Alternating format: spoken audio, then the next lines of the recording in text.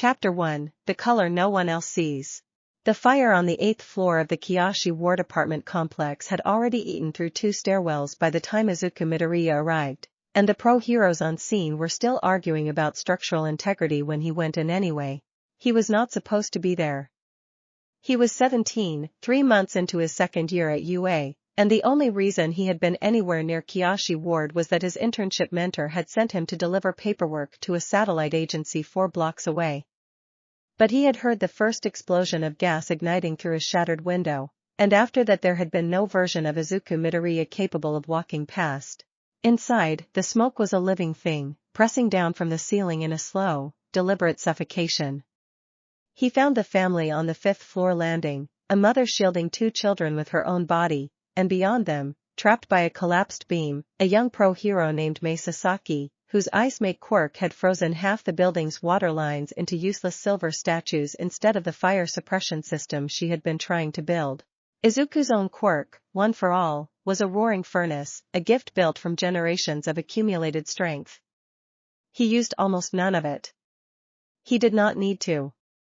What he needed was leverage, and timing, and the willingness to put his own body between a falling beam and 4 strangers he had never met, which he did, catching 400 kilograms of burning wood across his shoulders and holding it there, teeth gritted, blood in his mouth, until Sasaki dragged the last child clear. When the beam finally came down, it came down on empty space, because Izuku had thrown himself backward at the last possible instant, rolling clear with a torn shoulder and a rib that would ache for a week. Sasaki stared at him. She was 24, 6 years his senior, a rookie hero 3 years into her career and still learning that the job asked you to bleed for people who would never know your name. She had seen heroism before. She had performed it herself, dozens of times, in the clean, procedural way the commission taught: assess, prioritize, execute, extract. She had never seen anyone choose the beam. Something in her chest did something she did not have a word for yet.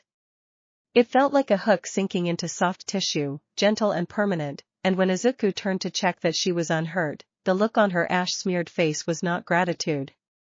It was recognition, the way a compass needle recognizes north, sudden and absolute and entirely outside her control. Izuku, of course, noticed none of this. He was already moving to the next floor, because the fire was not out, and there might be someone else. He did not know, not yet, that something inside him had shifted 3 weeks earlier during a training exercise that had gone quietly, invisibly wrong. He did not know that One for All, layered 8 successive quirks deep with centuries of accumulated vestiges, had reacted to the impossible density of self-sacrifice inside him by budding something new, something that had never existed in any of his predecessors. He did not know it had a name yet, because no one had named it. It would take Nizu, 3 days later, staring at brain scans and behavioral incident reports from 4 separate hospitals, to finally write 2 words on a whiteboard and underline them twice. Red string. Nizu would spend a long time trying to explain to Izuku, gently, that his quirk had never been simply the transfer and manipulation of physical power.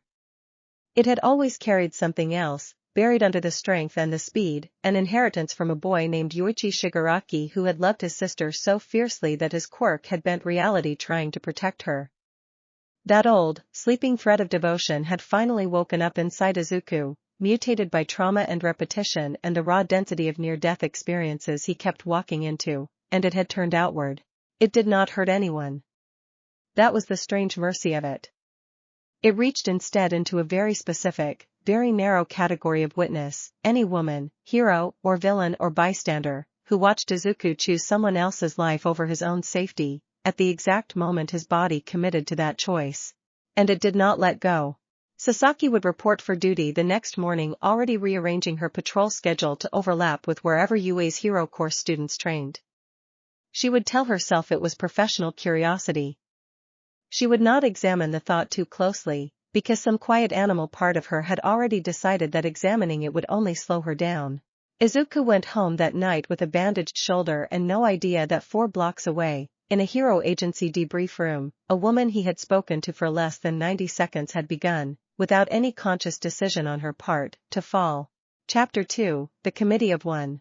By the following Tuesday, Recovery Girl had stopped asking Izuku why he kept showing up in her office with injuries that did not match his internship logs, because the answer was always the same shape: someone was in danger, and he had been closer than the professionals. What she had started asking, instead, was why 3 different pro-heroes had sent her department formal inquiries about his recovery timeline. Izuku did not think much of it. Heroes checked on each other. It was professional courtesy, he told himself, the kind Mirko had shown him back when she'd first taken an interest in his training regimen, the kind Ryukyu extended to any promising young talent who crossed her radar during joint patrols. He filed the messages under normal and moved on with his week, because his week was full: hero course training in the mornings, internship shifts in the afternoons, and in whatever hours remained, the endless work of trying to be worthy of a power that had once belonged to 7 other people. He did not notice the pattern because he was not looking for one. Nizu noticed it within 4 days. The first flag came from an incident report filed by Lady Nagant, who was 3 months into her supervised reintegration as a licensed hero and had crossed paths with Izuku during a joint task force operation against a smuggling ring in the Muzidafa docks. The operation had gone sideways when the smuggler's getaway vehicle turned out to be carrying volatile chemical cargo, and Izuku had thrown himself onto the vehicle's exterior to manually disable its ignition system rather than let it detonate in a populated dock district. He had succeeded. He had also nearly been thrown from the vehicle at 40 kilometers an hour, saved only by Nagant's precision shot severing a support cable at exactly the right angle to slow the vehicle's momentum. In her after-action report, filed in the flat, clinical prose the commission had trained into her during her years as an assassin, Nagant wrote a single line that made Nizu sit very still at his desk. I will be requesting reassignment to any future joint operations involving Midoriya. This is not a request. It is a notification. Nizu, who had spent decades cataloging the strange and dangerous ways quirks could reshape a person's psychology, recognized the syntax immediately. It was not affection. It was not even infatuation, not in the soft, ordinary sense. It was closer to imprinting, the kind of absolute behavioral lock he had only ever seen described in theoretical papers about extreme obsessive quirk manifestations, papers that had always, until now, remained theoretical. He requested brain scans. He requested them quietly, framing them as routine monitoring for anyone who had worked closely with a UA student during a high-risk operation, so as not to alarm anyone before he understood what he was looking at. The scans, when they came back, were nearly identical across 3 separate women who had never met each other and had no professional relationship beyond having, at some point in the last month, watched Izuku Midoriya choose to bleed for someone else. Elevated activity in the caudate nucleus. Suppressed activity in the regions associated with risk aversion regarding a single, specific individual. A neurochemical signature that resembled early-stage limerence but with an intensity 3 standard deviations beyond anything in the clinical literature, and none of the natural fading curve normal infatuation eventually followed. It was not going away. If anything, each subsequent exposure to Izuku's heroism seemed to deepen it. Nizu called an emergency meeting. Present were himself, Aizawa, Midnight, and, at Aizawa's insistence, All Might, whose face went through several expressions in quick succession when he was shown the data, landing finally on something between horror and a kind of rueful, exhausted recognition, because he, better than anyone alive, understood what it meant to inherit a version of one for all that had grown teeth no one asked for. Midnight, to everyone's mild surprise, was the first to speak, and what she said was not what the room expected. You are all treating this like a containment problem, she said, tapping one manicured nail against the brain scan on the table. It is not a containment problem. It is a supervision problem. Whatever this is, it is not going to stop by itself, and the boy did not choose it, and neither did Nagant, or Sasaki, or whoever else this touches next. The question is not how do we make it stop. The question is how do we keep it from getting anyone killed while we figure out what it actually is. No one had a good answer. Aizawa, arms crossed, staring at the ceiling as though it owed him an explanation, finally said the thing none of them wanted to say aloud.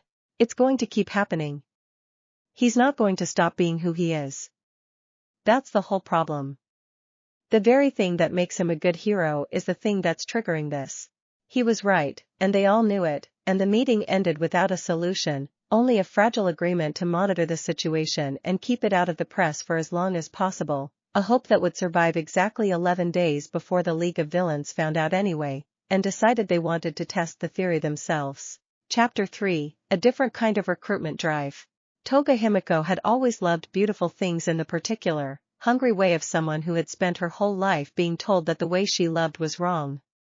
She collected faces sometimes, and knives, and the memory of blood, bright and honest in a world that lied to her constantly about what love was supposed to look like. She had heard about the UA boy with the strange new effect through the League's increasingly strained internal channels, secondhand from a report Shigaraki had grumbled about during a supply run, something about pro-heroes acting strange around Deku, something about obsession, and Toga, hearing the word obsession applied to anyone, had felt an immediate and powerful curiosity that would not leave her alone.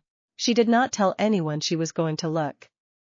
She simply went, because that was how Toga did most things that mattered, and found Izuku 3 days later on the outskirts of a routine patrol route, alone, having peeled off from his classmates to chase down what he thought was a minor disturbance and had turned out to be a genuine, if small-scale, villain encounter, a low-level Quirk user robbing a convenience store with a crude electrical discharge ability, holding the clerk hostage with a blade to her throat when Izuku arrived. Toga watched from a rooftop across the street, curious rather than intervening, as Izuku talked the man down with the patient, unhurried cadence he used on people who were more frightened than dangerous, right up until the man's nerve broke and he lunged for the clerk anyway. Izuku moved faster than Toga's eye could properly track, inserting his own body between the blade and the woman's throat, taking a shallow cut across his forearm that bled freely down his wrist while he pinned the attacker with a single decisive strike. It was such a small thing, as heroics went. Not even a headline. But Toga, watching from the rooftop, felt something twist in her chest that had nothing to do with the blood, though the blood certainly did not hurt. She had spent her whole life being told her love was a sickness. Watching Izuku Midoriya bleed for a stranger who would forget his name by dinner, Toga felt, for the first time, something that did not feel like sickness at all. It felt like recognition. It felt like finally, someone else understands what it costs to actually mean it. She did not approach him. Not yet. She went back to the League's current hideout with her mind spinning in new directions, and when Shigaraki asked her what she'd found, she gave him a smile that made even Dabi glance up from his phone. "I think I found something better than a target," she said. "I think I found a cause." Shigaraki, predictably, wanted to know what that meant in terms he could use, which was to say, in terms of chaos and leverage and the slow grinding war he was fighting against a society he'd never been permitted to belong to. Toga's answer surprised him. "He's not a target," she said. "He's a person every hero in this country is quietly falling in love with whether they want to or not. That's not a weapon, Tomura. That's an earthquake. And earthquakes don't care whose side of the fault line you're standing on." It took another 8 days for the theory to become undeniable proof, when Himiko Toga did something none of her colleagues in the League had authorized and few would have predicted. She deliberately staged an encounter designed to put herself directly in Izuku's path while making herself look, briefly and convincingly, like an innocent civilian caught in a legitimate villain attack orchestrated by a disposable low-level criminal she'd hired for exactly this purpose. It worked exactly as she'd hoped. Izuku, arriving on scene mid-patrol, saw a young woman about to be struck by a debris blast from a fight he had no context for, and threw himself into the blast radius without a flicker of hesitation, taking damage that sent him skidding across pavement with a fractured wrist, all to shield someone he had never met. Toga, playing her role as frightened bystander to perfection right up until the moment his eyes found hers, felt the hook sink in exactly the way she'd suspected it would, exactly the way it apparently sank into every woman unfortunate or fortunate enough to witness it. The difference was that Toga, unlike Nagant or Sasaki, had gone looking for it. And Toga, once something latched onto her, had never in her life been the type to simply wait patiently for permission to keep it. Chapter 4, The Woman Who Reads Files for a Living. Fuyumi Todoroki had built her entire adult life around the quiet, unglamorous work of making sure other people's crises did not become catastrophes. As a hero support coordinator attached to a mid-tier agency, she spent most of her days reading incident reports, cross-referencing patrol schedules, and making sure the heroes under her coordination had the logistical support they needed to come home in one piece. She was not famous. She had never wanted to be.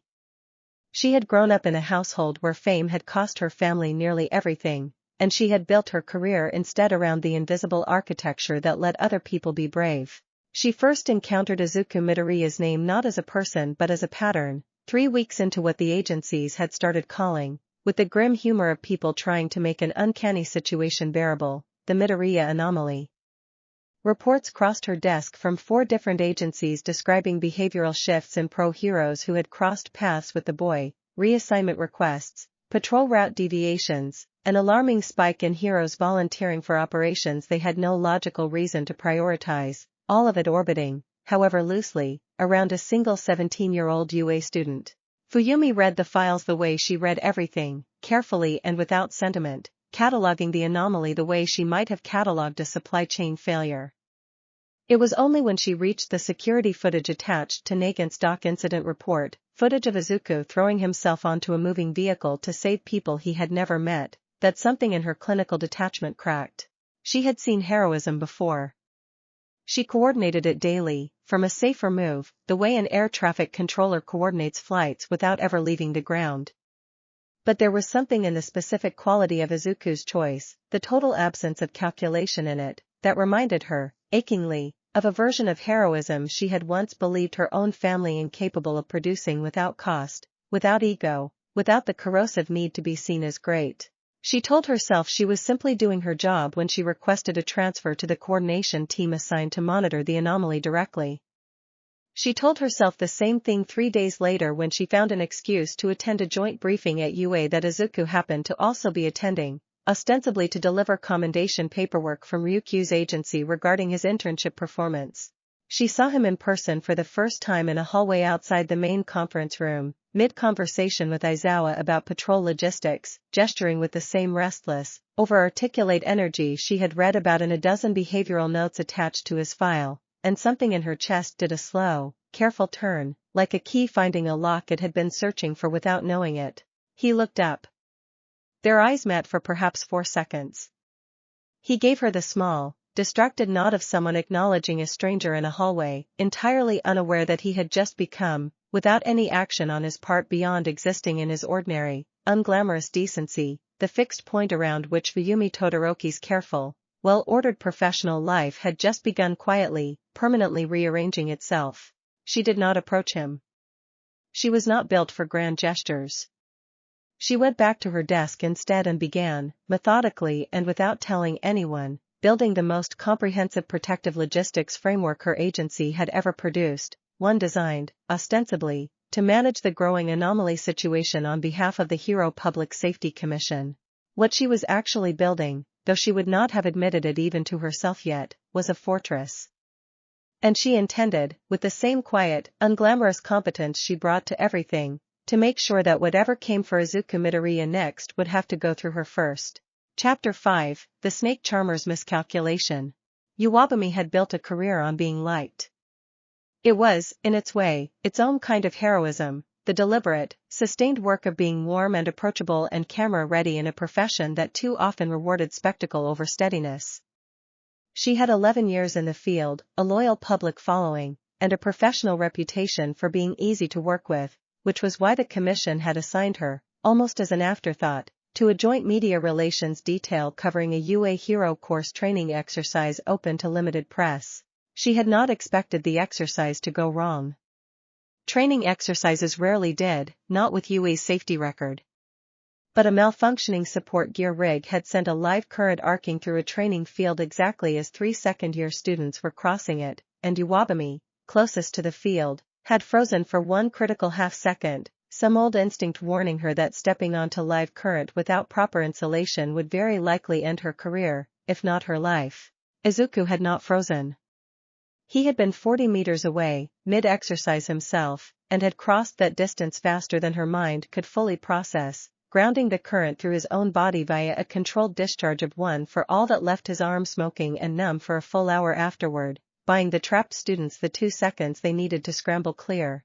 Uwabami, watching a boy she had met perhaps twice in passing casually risk permanent nerve damage for 3 strangers, felt something in her practiced, camera-ready composure genuinely, unrehearsedly crack for the first time in years. She interviewed him afterward for the segment, professional smile firmly back in place, asking the standard questions about quirk control and hero philosophy that she could have recited in her sleep. But underneath the professional patter, something in her had begun, without her full permission, to reorganize its priorities, filing Izuku Midoriya's well-being under a category she had not previously maintained for anyone, things I will personally guarantee. She did not realize, filming her warm, practiced segment for the evening broadcast, that she had just become the 4th documented case, or that the Commission's quietly growing file on the anomaly had just acquired a new entry, this one troubling for a reason none of the others had presented yet. Uwabami had a media platform.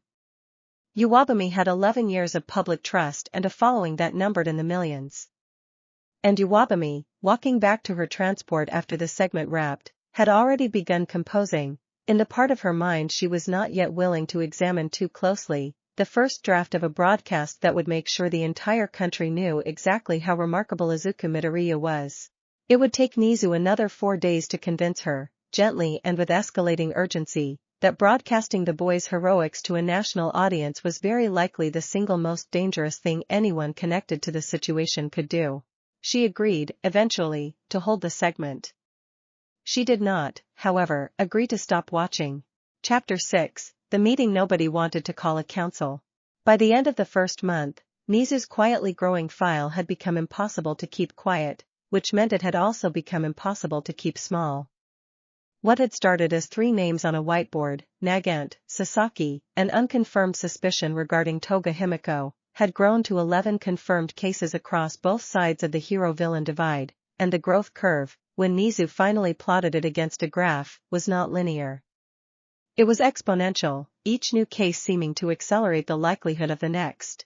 He called the meeting that would later, informally and against his own explicit wishes, come to be known among UA staff as the founding session of the council, though at the time it was simply 8 exhausted adults in a locked conference room trying to figure out how to keep a 17-year-old boy alive inside a phenomenon none of them fully understood. Present were Nizu, Aizawa, Midnight, All Might, a representative from the Hero Public Safety Commission whose face suggested he would rather have been anywhere else, and, at Midnight's insistence, 3 of the women most deeply affected, Lady Nagant, whose reassignment request had started the whole investigation, Mai Sasaki, whose initial incident had provided the first data point, and Fuyumi Todoroki, whose newly built logistics framework had, in the space of 2 weeks, become the single most comprehensive protective infrastructure the Commission had ever seen produced by one coordinator working largely alone. The Commission representative opened with the position everyone had expected and no one wanted to hear: containment. Restrict Izuku's field activity. Limit his exposure to situations that might trigger further cases. Consider, if necessary, quarantining him from active hero work entirely until the phenomenon could be studied and, ideally, suppressed. The reaction in the room was immediate and, to the representative's visible surprise, nearly unanimous. Nagant spoke first, her voice carrying the flat, unhurried precision of someone who had spent years learning to make every word count. You will not cage that boy. I have spent most of my adult life either being a weapon or hunting people the Commission decided were expendable. I know exactly what it looks like when an institution decides a person is more useful contained than free. I am telling you now, that path leads somewhere none of you actually want to go, and it will not go through me quietly. Sasaki, younger and less practiced at institutional confrontation but no less certain, added her own voice a moment later. He didn't ask for this. Punishing him for it, even gently, even with good intentions, is exactly backwards. If anything needs managing here, it's how the rest of us behave around him, not how much of himself he's allowed to be. It was Fuyumi, however, quietest of the 3 and least accustomed to speaking in rooms like this one, who offered the framework that would eventually shape everything that followed. I've been building a coordination structure for 2 weeks, she said, sliding a folder across the table. Not to contain him. To protect him, without taking anything away from who he is or what he does. If this is going to keep happening, and I don't think any of us can honestly say it's going to stop, then what he needs isn't a cage. It's infrastructure. People who understand the situation, coordinating in his interest, instead of a dozen separate individuals reacting to their own feelings without any shared plan. Midnight, arms crossed, gave the folder a long look before nodding slowly. That, she said, is the first sensible thing anyone in this room has proposed. We are not going to stop women from falling into this. We've already established that trying is like trying to stop weather. What we can do is make sure that whatever forms around him isn't chaos. It's structure. Structure that keeps him safe, keeps him functional, and keeps this country from waking up one morning to find out the strongest emerging power block in Japan formed entirely by accident around a boy who just wanted to help people. All Might, silent for most of the meeting, finally spoke, and his voice carried the particular weight of a man who had spent his own life learning exactly how heavy a legacy could become. He is going to need people who love him for reasons that have nothing to do with this quirk, he said quietly. Whatever we build here, it cannot replace that. It can only try to make sure the version of his life that includes this thing is one he can still recognize as his own. The commission representative, outvoted and outmaneuvered by a room full of people who had apparently arrived at a shared conclusion before he'd finished his opening statement, left the meeting having agreed, with visible reluctance, to a compromise: no containment, no public disclosure, and the formal establishment of what Fuyumi's framework diplomatically titled a coordinated protective support structure, which everyone in the room already understood, without anyone saying it aloud, was going to become something considerably larger than its bureaucratic name implied. Izuku, 3 floors away in a training gym, spent that entire meeting running combat drills with Kendo and Nijire Hado, entirely unaware that his life had just been formally reorganized by a committee of people who, in one form or another, had already decided they would rather burn down the world than let anything happen to him. Chapter 7, The Boy Who Noticed Last. Izuku noticed, eventually, though it took considerably longer than it should have, mostly because noticing that women around him were behaving strangely was competing for space in his head against hero theory notes, internship logistics, and the constant low-grade calculation of how to get incrementally stronger without breaking his own body past the point of repair. The first real clue arrived in the form of Lady Nagant showing up to 3 consecutive joint training sessions that, by any reasonable reading of the UA curriculum, had no logical reason to involve a semi-retired assassin turned pro-hero currently assigned to an entirely different division. He asked her about it directly, because directness was one of the few social tools Izuku actually trusted himself to wield competently. Lady Nagant, is there a reason you keep getting assigned to my training block? I don't think that's standard. Nagant, cleaning a rifle she was not technically supposed to be carrying on campus, did not look up. Consider it professional development, she said. I find your combat instincts educational. It was, on its face, a plausible answer, and Izuku, whose default operating mode was to take people at their word unless given strong reason not to, filed it away as plausible and moved on, missing entirely the way her eyes tracked his every movement across the training field with an intensity that had nothing to do with combat instruction. The second clue was harder to dismiss. Uwabami's media segment, the one Nizu had quietly convinced her to hold, resurfaced in a different form 3 weeks later as a glowing profile piece that somehow ended up running in a national hero-focused magazine anyway, full of phrases like remarkable young talent and instinctive heroism that borders on the historic, accompanied by photographs Izuku did not remember consenting to. When he asked his homeroom teacher about it, Aizawa's expression did something complicated and tired before settling into his usual flat delivery. Don't worry about it, Aizawa said, in the tone of a man actively worrying about it a great deal. The third clue, the one that finally forced the pattern into full view, arrived when Fuyumi Todoroki, whom Izuku had met exactly twice and spoken to for a combined total of perhaps 6 minutes, personally delivered a revised patrol safety protocol to his internship agency that included, among its extensively detailed provisions, a clause requiring at least one member of a 5-person rotating support team to maintain visual contact with him during any field operation involving confirmed threat. Assessment above a certain risk threshold. Izuku read the document twice, sitting alone in the agency break room, and felt something cold and slow settle into his stomach that had nothing to do with the coffee he'd been drinking. He brought it to Aizawa the next morning, the document held slightly too tightly in one hand. Sensei, he said, why does this protocol have my name on it specifically? Why is there a whole support team assigned to just me? I haven't done anything that would justify this kind of resource allocation. This is the kind of protection detail you'd build around a top 10 hero, not a second-year student. Aizawa looked at him for a long moment, the particular look of a teacher deciding, finally, that a student had earned an honest answer even if the honest answer was going to be difficult to hear. Sit down, Midoriya, he said. This is going to take a while. Chapter 8, The Whiteboard. Nizu's office had a whiteboard that had, over the course of a month, filled itself with a diagram Izuku found himself staring at with the same slow, sinking dread he associated with realizing a written exam had covered material he had somehow entirely failed to study. Names, connected by lines. His own name, sitting in the center, surrounded by a growing web, Nagant. Sasaki. Todoroki, Fuyumi. Uwabami. A question mark beside Toga Himiko's name, with a note underneath reading unconfirmed but probable, treat as active threat regardless.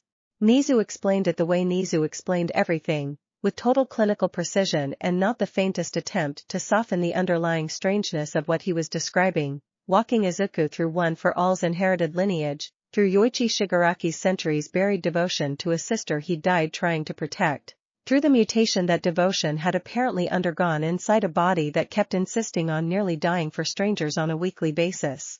Izuku sat very still through most of it, hands folded tightly in his lap, the particular stillness of someone whose mind was moving too fast for his body to keep up with. So it's my fault, he said finally, when Nizu paused. It's happening because of how I fight. Because he stopped, searching for the word, throwing myself at things instead of thinking first. Aizawa, leaning against the wall with his arms crossed, answered before Nizu could.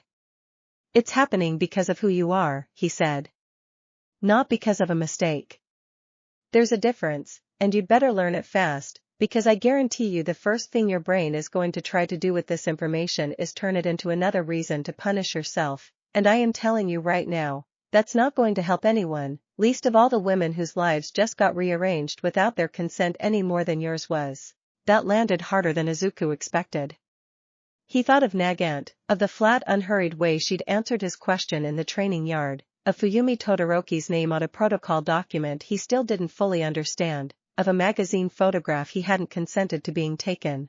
They didn't choose this either, he said slowly, working it out in real time the way he worked out everything, out loud, piece by piece. This isn't just happening to me. It's happening to them too. Nizu nodded, looking, for the first time since Izuku had walked into the office, faintly relieved. That is, he said, the correct question to be asking. The wrong question is how do I make this stop happening to me? It is not, as far as any of us can currently determine, a thing that can be stopped. What can be managed is how everyone involved, yourself very much included, chooses to live inside it without anyone getting hurt. Izuku looked back at the whiteboard, at his own name sitting at the center of a web he had never asked to build and could not, apparently, dismantle by wanting to. Somewhere outside Nizu's office, on the other side of the city, Himiko Toga was standing on a rooftop with a knife she was not currently planning to use, watching the same sunset he was not yet watching, thinking about a boy who had bled for a stranger and made her feel, for the first time in her life, like the way she loved might not be the thing that was broken after all. How many more, Izuku asked quietly, are there going to be? Nizu's answer, when it came, was not the reassurance Izuku had been hoping for. I genuinely do not know, he said. But based on the growth curve I am currently looking at, I would recommend you prepare yourself for considerably more than you are imagining. Chapter 9, The Rabbit Who Refused to Wait Her Turn. Mirko heard about the anomaly the way she heard about most things that mattered, secondhand, through gossip she initially dismissed as exactly the kind of overblown nonsense the hero rumor mill produced on a weekly basis. Pro-heroes falling for a UA second year because he had a good rescue instinct. It sounded, to her, like the kind of story junior agencies invented to make their internship programs sound more interesting than they actually were. She had trained with Izuku Midoriya before, more than once, back when he'd shown a raw, undisciplined hunger for improvement that she'd found genuinely refreshing in a hero course otherwise full of kids coasting on natural talent. She respected him. She had never, in any of their sparring sessions, felt the faintest flicker of whatever Nagant or Sasaki were apparently experiencing, and she told Ryukyu as much over drinks the week the rumor reached her, with the particular confidence of someone who had never yet been proven wrong about her own read on a situation. "It's probably just adrenaline and hero worship getting tangled up together," she said. "Kid's got main character energy. People get weird around that." Ryukyu, more cautious by temperament, only shrugged. "Maybe. Nizu doesn't strike me as someone who'd build a whole classified protocol around ordinary hero worship." Mirko decided to find out for herself, which was, in fairness, exactly the kind of decision Mirko always made, and arranged, through channels that were technically within her authority as a top 10 hero but not entirely within the spirit of Nizu's containment agreement, to observe one of Izuku's live field operations directly. The operation itself was almost aggressively unremarkable, a warehouse fire with a trapped worker, precisely the kind of bread and butter rescue Izuku handled several times a month without incident. Mirko watched from a rooftop, arms crossed, entirely prepared to be unimpressed, right up until a support beam gave way inside the burning structure and Izuku, without any hesitation Mirko could detect even watching for it specifically, went back into the collapsing building for a second worker no one had known was still inside. He came out with his jacket on fire and the worker draped, unconscious, across his shoulders, dropping to his knees the moment he cleared the doorway, coughing smoke out of lungs that had clearly taken more damage than he was letting the paramedics see. Mirko, watching from the rooftop, felt something happen in her chest that she did not have a category for, something that hit less like the slow creeping realization Fuyumi had experienced and more like a physical blow, sudden and total, the way a bone breaks clean instead of fracturing slowly under repeated stress. She was on the ground before she'd consciously decided to move, kneeling beside him under the guise of checking the scene for further hazards, close enough to see the exact shade of exhausted determination in his eyes as the paramedics finally got an oxygen mask over his face. "Idiot," she said, and her voice came out rougher than she'd intended. "You could have waited for backup on that second entry." Izuku, half delirious from smoke inhalation, managed a weak, apologetic smile. "There wasn't time," he rasped. "I heard him." Mirko stayed exactly where she was until the ambulance took him, and then stayed a while longer after that, staring at the scorched doorway he'd walked back into, running rapid calculations behind her eyes that had nothing to do with hero work and everything to do with a hunger she had never in her adult life allowed herself to feel for anyone, precisely because she had always suspected, correctly, that once she let herself want something this completely, she was not going to be capable of doing it by halves. She called Ryukyu that night. "I take it back," she said, without preamble. "It's not adrenaline. I don't know what it is, but it's not that, and I'm not sure I care anymore whether Nizu approves of me finding out." Chapter 10, The Dragon's Ledger. Ryukyu had spent her career building a reputation as the most methodical hero in her weight class, the kind of pro who ran risk assessments before risk assessments were fashionable, and it was precisely that methodical instinct that made her, of everyone drawn into the growing web around Izuku Midoriya, the last to admit what was happening to her, and the first to fully understand its structural implications once she did. She had supervised his internship for 2 full seasons. She had watched him grow from a promising but reckless second year into someone whose instincts, while still occasionally alarming, had begun to show the shape of real strategic maturity. She liked him. She had told herself, repeatedly and with total sincerity, that her liking him was purely the ordinary professional fondness a mentor felt for a talented protege, and had continued telling herself that straight through an incident in which Izuku had shielded one of her junior agency staff from a rogue Quirk discharge by physically tackling the woman out of the blast radius, taking the discharge directly across his own back. It was only afterward, filling out the incident report at 2 in the morning with her hands not quite steady on the keyboard, that Ryukyu finally allowed herself to run the math she had been carefully avoiding for weeks. She pulled her own internal logs. She cross-referenced them, quietly and without telling anyone, against the behavioral shift Nizu's office had already documented in Nagant and Sasaki, and found, with the flat, sinking certainty of an accountant discovering a discrepancy she had been subconsciously avoiding for months, that her own patterns matched exactly. She did not panic. Panicking was not, and had never been, part of Ryukyu's professional repertoire. Instead she did what she always did when faced with an unmanaged risk, she built a ledger. She requested, and was granted, a formal seat on what Fuyumi's protocol document was now calling, with careful bureaucratic blandness, the coordinated protective support structure, and brought to her first meeting a level of organizational rigor that even Fuyumi found impressive. Patrol overlap analysis. Threat exposure modeling. A projected timeline for how quickly the affected population might grow if the current trajectory held, cross-referenced against every documented case the Commission had authorized her to review. At 31 confirmed and suspected cases, she told the assembled group, most of them still adjusting to the fact that Ryukyu, of all people, had just walked into the room already carrying spreadsheets, we are no longer looking at an anomaly. We are looking at the early formation curve of what amounts to an entirely new demographic category inside the hero industry, and if we do not build formal structure around it now, while it is still small enough to organize deliberately, we are going to end up with something that organizes itself instead, chaotically, possibly dangerously, and almost certainly outside anyone's ability to coordinate for his safety. Midnight, who had come to genuinely respect Ryukyu's instincts over the past weeks, nodded slowly. So what do you propose? Ryukyu's answer was simple, and would prove, in time, to be the single most consequential decision the group made in its first 2 months of existence. We stop treating this like a crisis to be managed quietly, she said, and start treating it like an organization to be built deliberately. Roles. Coordination structure. Clear lines of communication between everyone affected, hero and, she paused, choosing her next words with visible care, and anyone else who might eventually need to be included, regardless of which side of the law they currently operate on. The room went very still at that. Everyone understood exactly which name she was avoiding. Chapter 11, Friends Who Notice.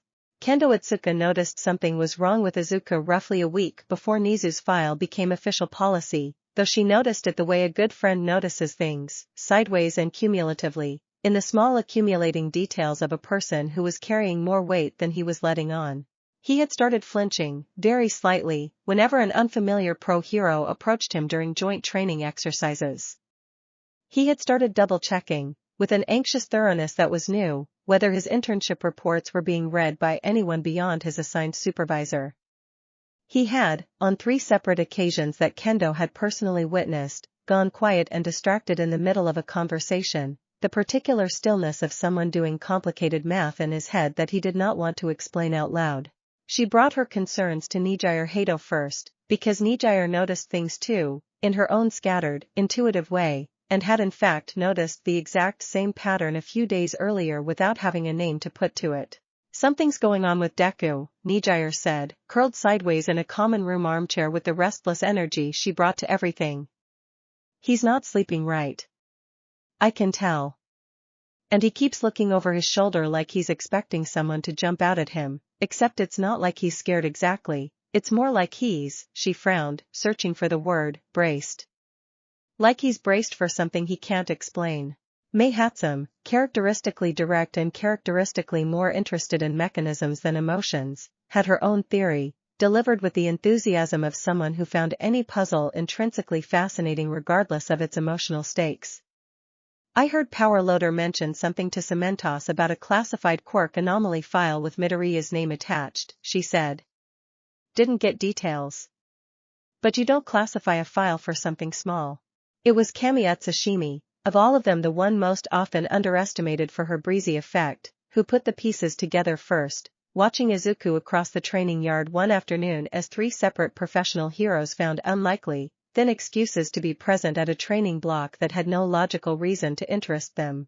You guys, she said slowly, I think Deku's got a stalker problem. Except it's not one stalker. It's like, she gestured vaguely, several. Professionally. The 4 of them cornered him that evening, not aggressively, but with the particular immovable gentleness of friends who had decided, collectively and without discussion, that they were not leaving until they got an honest answer. Izuku, backed into a corner of the common room by 4 of the people he trusted most in the world, finally, haltingly, told them everything Nizu had told him. The silence that followed was long enough that Izuku started apologizing before anyone else spoke, the reflexive, over-practiced apology of someone who had spent years believing his own existence was something other people had to accommodate. Kendo cut him off before he could finish the sentence. "Stop," she said, not unkindly. "You don't need to apologize for this. This isn't something you did." "But Izuku," she said, and her voice softened, "if this thing is really as widespread as you're describing, you need people around you who care about you for reasons that have nothing to do with whatever your quirk is doing to people's brains. Real friends. People who knew you before any of this started." Nijire nodded fiercely. "We're not going anywhere." May, already halfway into an idea, was scribbling something on the back of her hand. "I want to look at that whiteboard Mizu's been keeping," she said. "If this is a quirk phenomenon, there might be a mechanical pattern to it. I'm not saying I can fix it. I'm saying I want to understand it, and understanding things is usually the first step toward not being afraid of him." Kami, uncharacteristically serious, simply reached over and put a hand on his shoulder. "For what it's worth," she said, "none of us are looking at you any different. You're still just Deku. Weird, intense, kind of exhausting Deku. That's not changing." It was, Izuku would later think, the first genuinely unguarded breath he'd taken in weeks. Chapter 12, What Toga Brought Home. Himiko Toga returned to the League's hideout 3 days after her staged encounter with Izuku, carrying a certainty she had not possessed in years, and it took Shigaraki almost no time at all to notice that something about her had fundamentally shifted. She was calmer. That was the first thing he noticed, and the thing that unsettled him most, because Toga's calm had always, in his experience, meant she was either planning something dangerous or had already decided something none of the rest of them were going to like. It turned out to be both. She laid it out for the League's remaining core, Shigaraki, Dabi, Twice, Spinner, Compress, with the methodical clarity of someone who had spent 3 days rehearsing exactly how to make this argument land. "There's a quirk mutation happening around the UA kid, Deku," she said. "It's not a weapon he's using. It's something his own quirk does, on its own, to any woman who watches him do the kind of reckless, self-sacrificing hero stuff he apparently can't stop doing. I've felt it myself. I'm telling you straight, because you all deserve to know before I do anything about it. Whatever this is, it's real, and it's spreading, and I don't think anyone, not the heroes, not the commission, not us, actually has a plan for what happens when it gets big enough." Dabi, arms crossed, regarded her with open skepticism. "And you're telling us this because I think it's the biggest opportunity this organization has had since Kamino," Toga said, and there was no hesitation in her voice at all. "Not to hurt him. To recruit him. Or at least, to make sure that when this thing grows the way I think it's going to grow, the League isn't the enemy the women affected by it end up looking at. Think about it. If even a fraction of pro-heroes end up genuinely, permanently devoted to this one kid's safety and happiness, that's not just an anomaly. That's a fracture line running straight through the entire hero establishment. A fracture line we could be standing on the right side of, if we play this smart instead of trying to weaponize a boy who is, near as I can tell, actually kind." Shigaraki's fingers twitched against his own throat, an old habit that surfaced whenever he was turning something over in his head that he did not yet have a clean answer for. He had spent years building his war against society on the premise that the hero system was fundamentally, structurally rotten, that its heroes were hypocrites performing virtue for cameras while quietly permitting the same abandonment and cruelty that had made him what he was. A boy whose quirk apparently manufactured genuine, uncontrollable devotion in anyone who witnessed real, uncalculated self-sacrifice did not fit cleanly into that framework, and Shigaraki did not like things that did not fit cleanly into his framework. "I don't trust it," he said finally. "Nothing that convenient is ever actually free." Toga's expression did not waver. "Maybe it's not free," she said. "Maybe it costs him everything, every single day, being the center of something this big that he never asked for. I'm not saying trust him blindly. I'm saying watch. Because I think what's forming around that kid is going to become the single most powerful coalition of women this country has ever seen, hero and villain both, and when it finishes forming, Tomura, I don't think it's going to care very much what side of the law it started on." No one in the room had a good answer to that, and the meeting ended, as so many league meetings did, without resolution, only an uneasy, watchful agreement to wait and see what Toga's earthquake did next. Chapter 13, The Leak That Almost Was. The near disaster, when it came from the most predictable direction possible, which was exactly why almost no one saw it coming until it was nearly too late.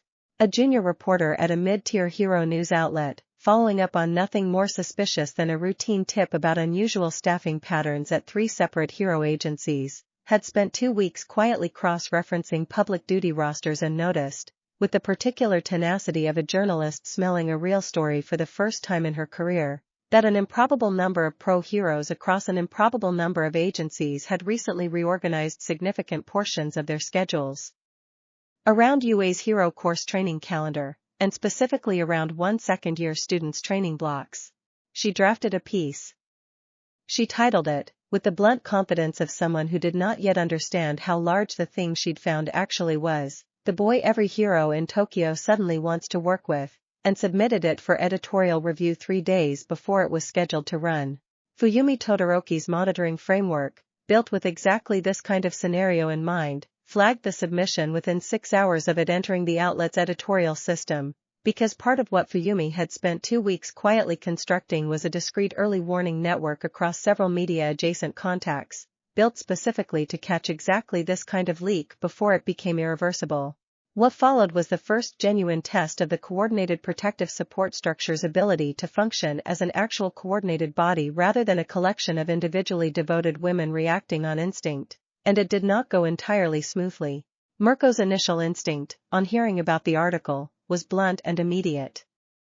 "Find the reporter," she said, in a meeting that had rapidly filled with more tension than the room's ventilation could comfortably handle, "and make sure the story doesn't run. I don't care how." Nagant, arms crossed, was similarly hard-edged, though her proposed methods were considerably more surgical.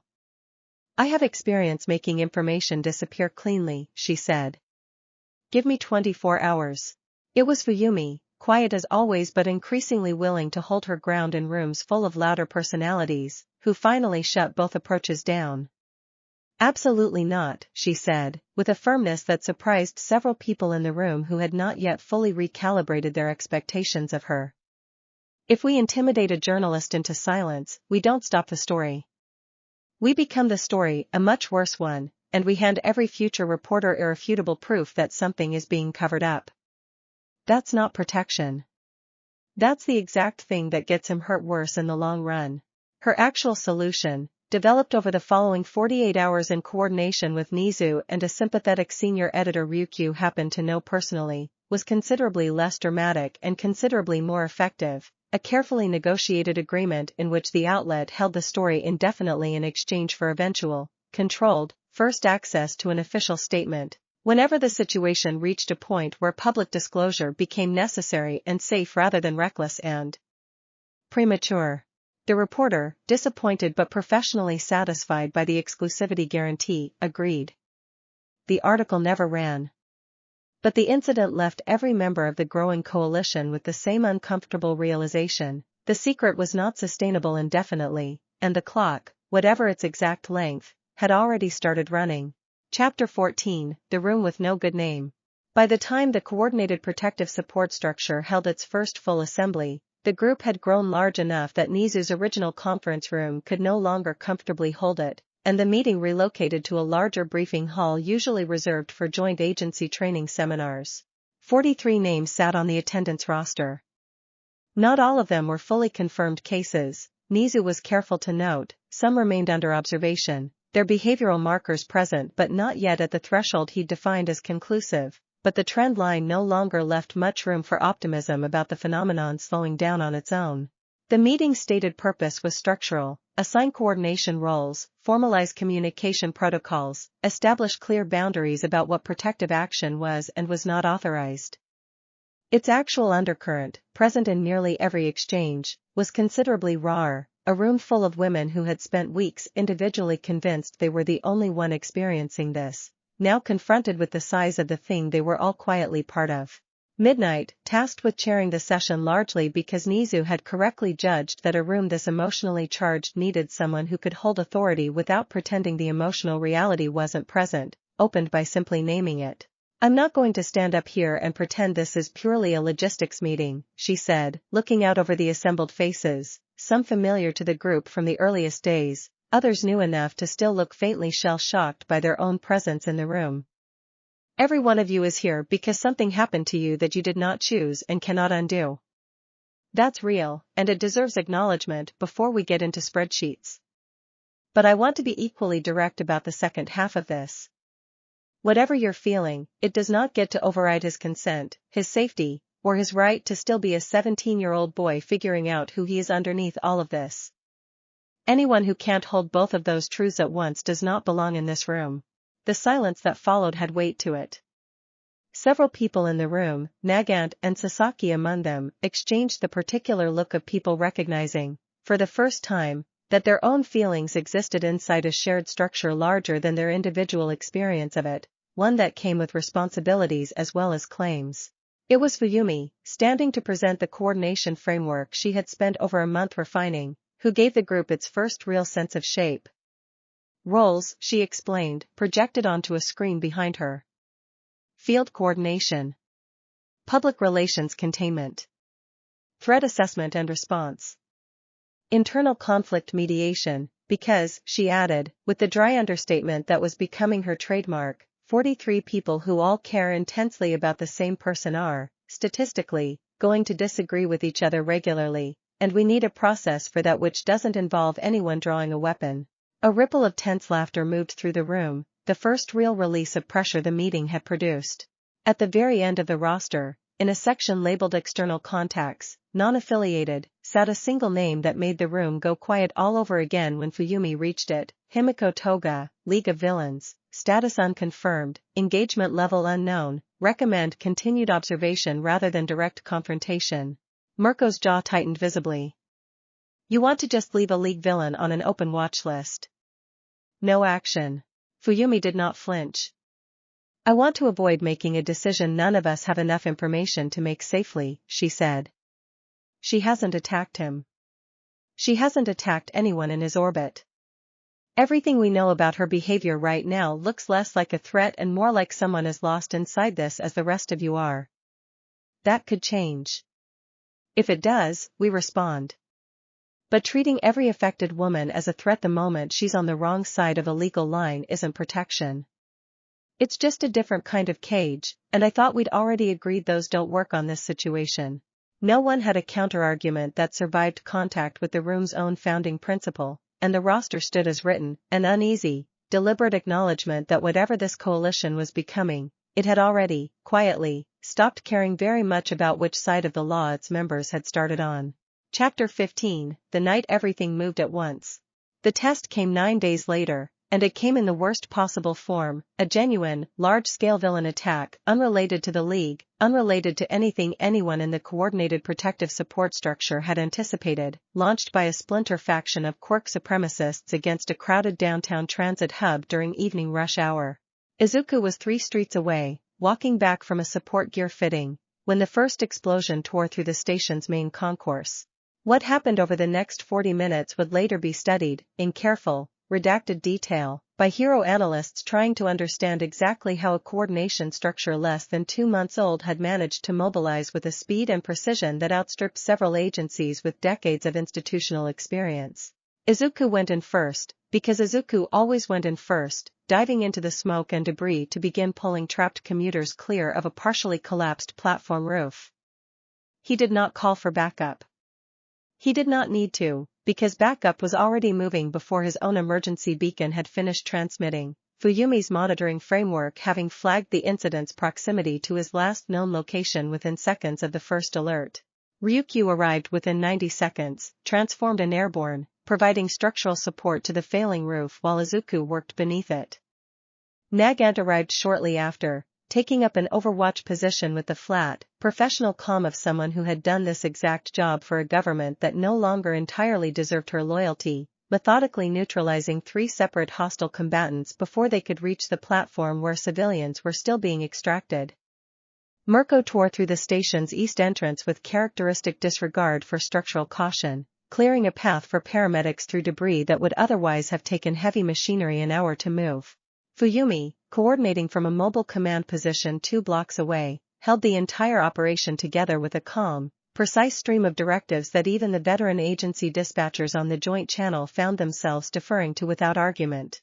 And on a rooftop overlooking the station's south exit, unnoticed by everyone except, briefly, by Izuku himself in one exhausted, startled glance upward, Himiko Toga watched the Quirk supremacist faction's retreat route, and quietly, without anyone asking her to and without anyone officially sanctioning it, made sure that retreat route led directly into a dead-end alley where 3 additional hostiles found themselves incapacitated before police arrived, their weapons removed and stacked within almost surgical neatness beside them. No official report would ever fully explain how those 3 combatants had been subdued. Toga made sure of that too. By the time the smoke cleared, 41 civilians had been extracted with no fatalities, 12 hostiles were in custody, and Izuku Midoriya stood in the wreckage of the concourse with a fractured wrist, smoke-damaged lungs, and the sudden, dizzying realization that he had just watched an entire loosely organized coalition of pro-heroes, a repentant assassin, and, if his eyes had not deceived him in that one brief upward glance, a wanted villain, all move in near-perfect coordination for a single unspoken purpose, keeping him, and everyone around him, alive. He sat down hard on a piece of fallen debris, not entirely from the pain in his wrist, and stared at the organized chaos of paramedics and pro-heroes working the scene with the specific, bewildered expression of a boy realizing, all at once, exactly how large the thing orbiting his life had actually become. Chapter 16, the question Nizu could not answer. Nizu reviewed the incident footage for the 4th consecutive time at nearly 2 in the morning, the small hairs along his back standing on end in a way that had nothing to do with the office's air conditioning. The rescue itself had been, by any measure, an unqualified success. What troubled him was not the outcome. It was the coordination, the speed with which 43 individually affected women, only a fraction of whom had ever formally trained together, had moved as though they shared a single operational instinct, converging on a single point of crisis with almost no communication lag, no overlapping confusion, no wasted motion. It should not have been possible, not at this stage, not with a coalition this young and this structurally informal. And yet the footage showed it happening anyway, again and again, every time he ran it back. He pulled the brain scan data one more time, cross-referencing the growth curve against the incident timeline, and found the thing that had been quietly nagging at him for the better part of an hour, the thing he had been avoiding fully articulating even to himself because of what it implied. The affected individuals were not merely devoted to Izuku individually.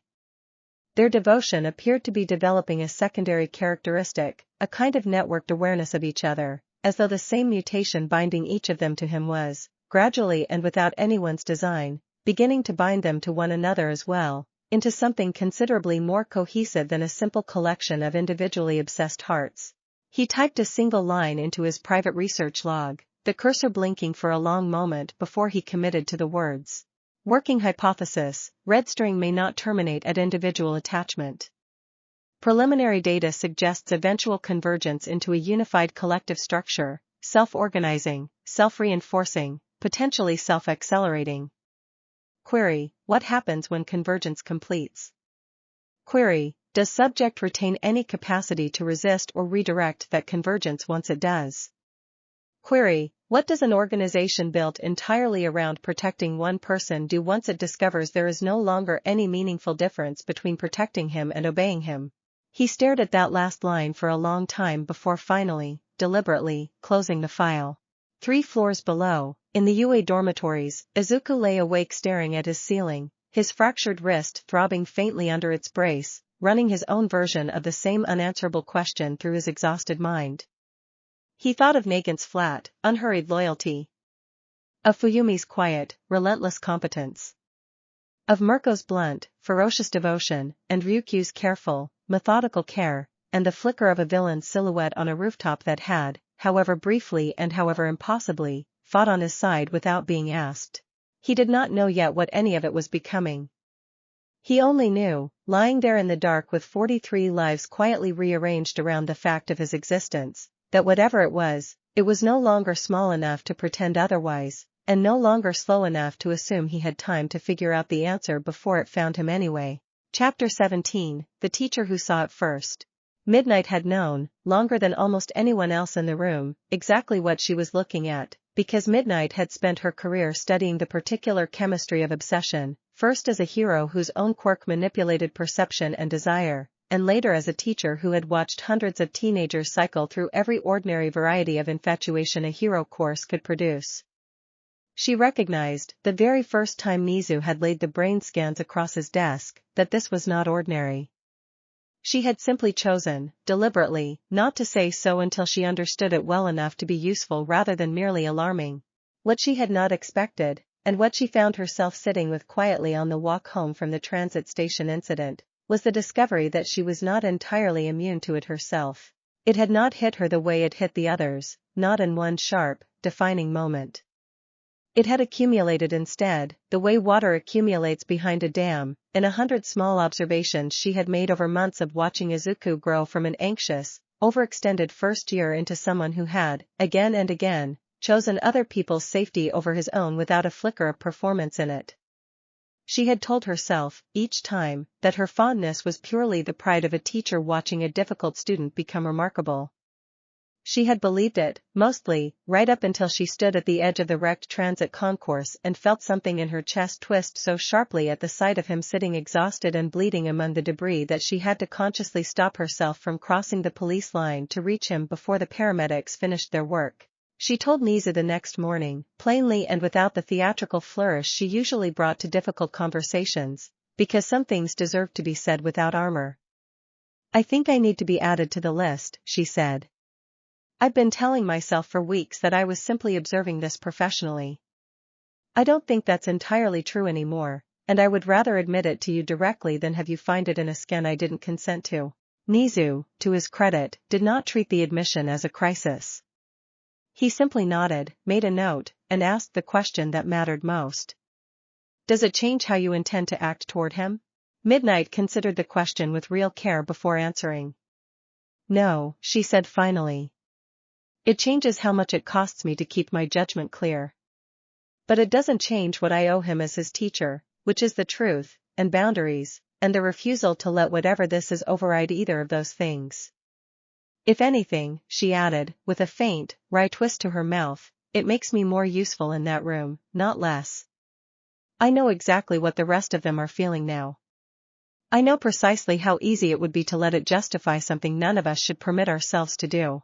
It was Midnight, in the days that followed, who quietly proposed the addition to the coalition's founding charter that would prove, over time, to be its single most important safeguard, a standing rule that no member, regardless of rank, tenure, or intensity of attachment, was permitted to make unilateral protective decisions on Izuku's behalf without both his knowledge and, wherever feasible, his explicit consent. Protection, she argued, that stopped listening to the person it claimed to protect was no longer protection. It was simply control wearing a kinder name. The charter passed unanimously, though several members, Mirko chief among them, made their reluctance to fully embrace its restrictions very audible in the process. Chapter 18, A Disagreement Among the Devoted. The first real fracture inside the coalition surfaced 11 days after the transit station incident, and it surfaced, predictably, over the exact question Midnight's charter had been written to prevent from spiraling out of control. Mirko wanted to expand active field surveillance around Izuku's patrol routes, arguing, with characteristic bluntness, that the Quirk supremacist attack had proven the threat environment around him was escalating faster than the coalition's current coverage could reliably manage. Nagant, for once, agreed with her, proposing a rotating Overwatch detail with authority to intervene preemptively against any threat assessment above a moderate risk threshold, rather than waiting for Izuku to already be in danger before responding. Fuyumi disagreed, and Ryukyu, after reviewing Fuyumi's projections, disagreed alongside her. "The math is straightforward," Ryukyu said, laying out threat modeling data across the briefing table with the same careful rigor she brought to every disagreement. Preemptive intervention at that threshold means constant, visible protective presence around a 17-year-old during ordinary daily activity. Not just patrols. School. Meals. Time with friends who aren't part of this coalition at all. We would not be protecting his life. We would be quietly dismantling what's left of his ability to have one. Mirko's temper, never especially patient with what she considered excessive caution, flared hot and immediate. So we just wait until something actually happens to him again. That's the plan. Wait for the next transit station and hope we're fast enough a second time. It was Izuku himself, present at the meeting for the first time since the charter's passage, specifically because the charter now required his consultation on exactly this kind of decision, who finally spoke, and the room went quiet in the particular way rooms full of powerful adults sometimes went quiet around him now, an attentiveness that still made him faintly uncomfortable no matter how many times it happened. I don't want to be followed everywhere, he said, carefully, aware of how many people in the room he was about to disappoint. I understand why some of you want that. I understand it comes from something real, and I'm not trying to dismiss what any of you are feeling.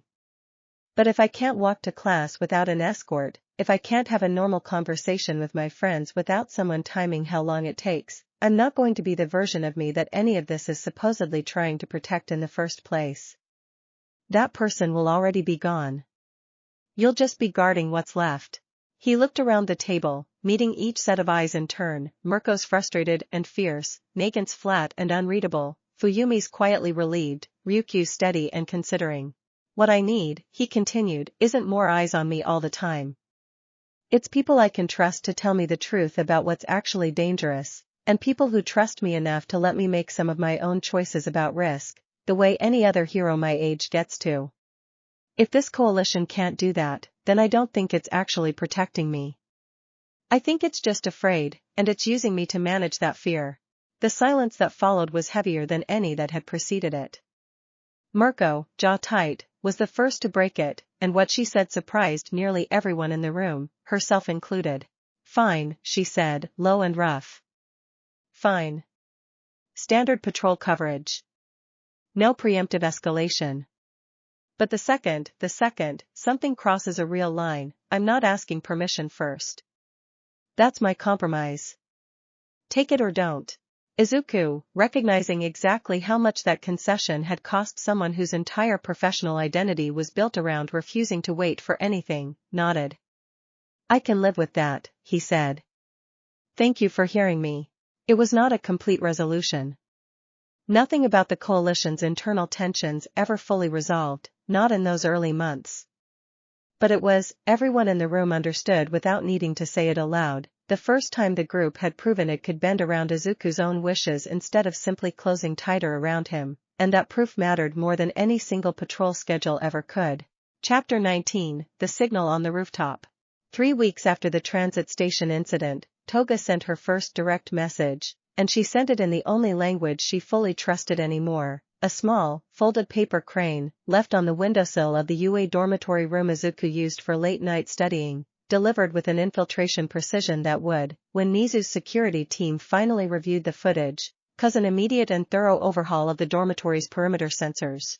Inside the crane, in handwriting that managed to be both careful and slightly unhinged in its looping, oversized letters, was a single message.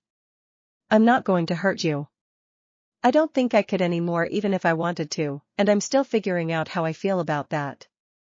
I watched what you did at the station. I did some cleanup you probably don't want to know about. I'm not asking for anything. I just wanted you to know someone on this side is paying attention too, and not everyone here wants you gone.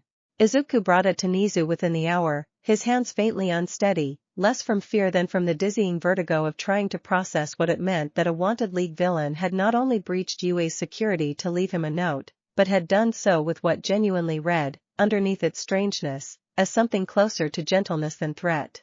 Nizu studied the note for a long time before setting it down. This complicates things considerably, he said, in the mild, understated tone he reserved for developments that were in fact enormously significant. Not because it's dangerous, necessarily. Because it isn't, not in the way we've been trained to categorize danger.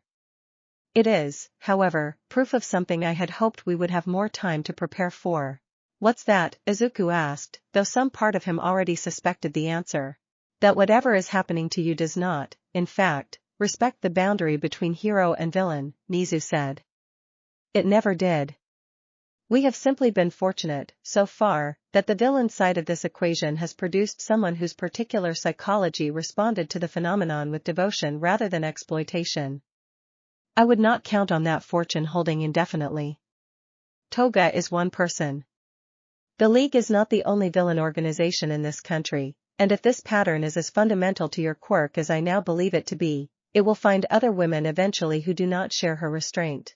Izuku sat with that for a long moment, the paper crane resting delicately in his palm, its edges slightly crushed from having been carried across half the city in secret.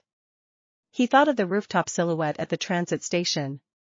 He thought of Fuyumi's charter, of Mirko's reluctant concession, of Kendo's fierce insistence that he was still, underneath everything, just Deku. I want to write back, he said finally.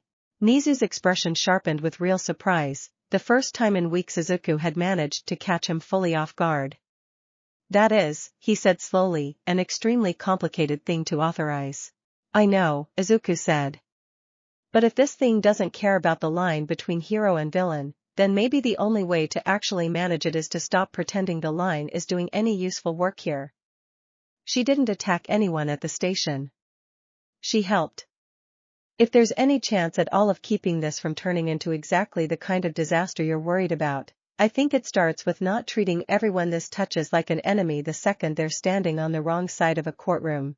Nizu was quiet for a long moment, weighing, Izuku could tell, several competing calculations at once, institutional risk against strategic opportunity against the plain, uncomfortable fact that the boy in front of him, 17 years old and exhausted and still fundamentally, stubbornly kind, had just proposed the single most dangerous and possibly the single most necessary idea anyone in the entire coalition had produced since the whole situation began.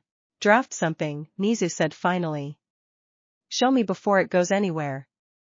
And Midoriya, he added, as Izuku turned to leave, if this works, you should understand clearly what you will be starting. Not a truce. Not yet. Something considerably stranger than that, and very possibly something none of us will be able to fully control once it begins. Izuku, halfway out the door, looked back at him with the same steady, unshakable resolve that had, 3 months earlier, sent him running back into a burning building for a woman he had never met. I know, he said quietly. I think that might be exactly why it has to be me who starts it. Chapter 20, The Reply. Izuku spent 3 nights on a letter that ended up being 4 sentences long, filling and discarding page after page of drafts that all read, in one way or another, too much like a hero's public statement and not enough like an honest answer from one confused 17-year-old to another. Nizu had approved the attempt but not the wording, which meant every draft had to survive both Izuku's own judgment and a review process that treated each sentence like a live wire. The version that finally survived was simple. Thank you for what you did at the station. I don't fully understand what's happening to any of us, including you, but I don't think pretending you're only dangerous is honest, and I try to be honest. I'm not asking you to stop being who you are. I'm asking you not to hurt anyone on my account, because I don't think that's actually what you want either.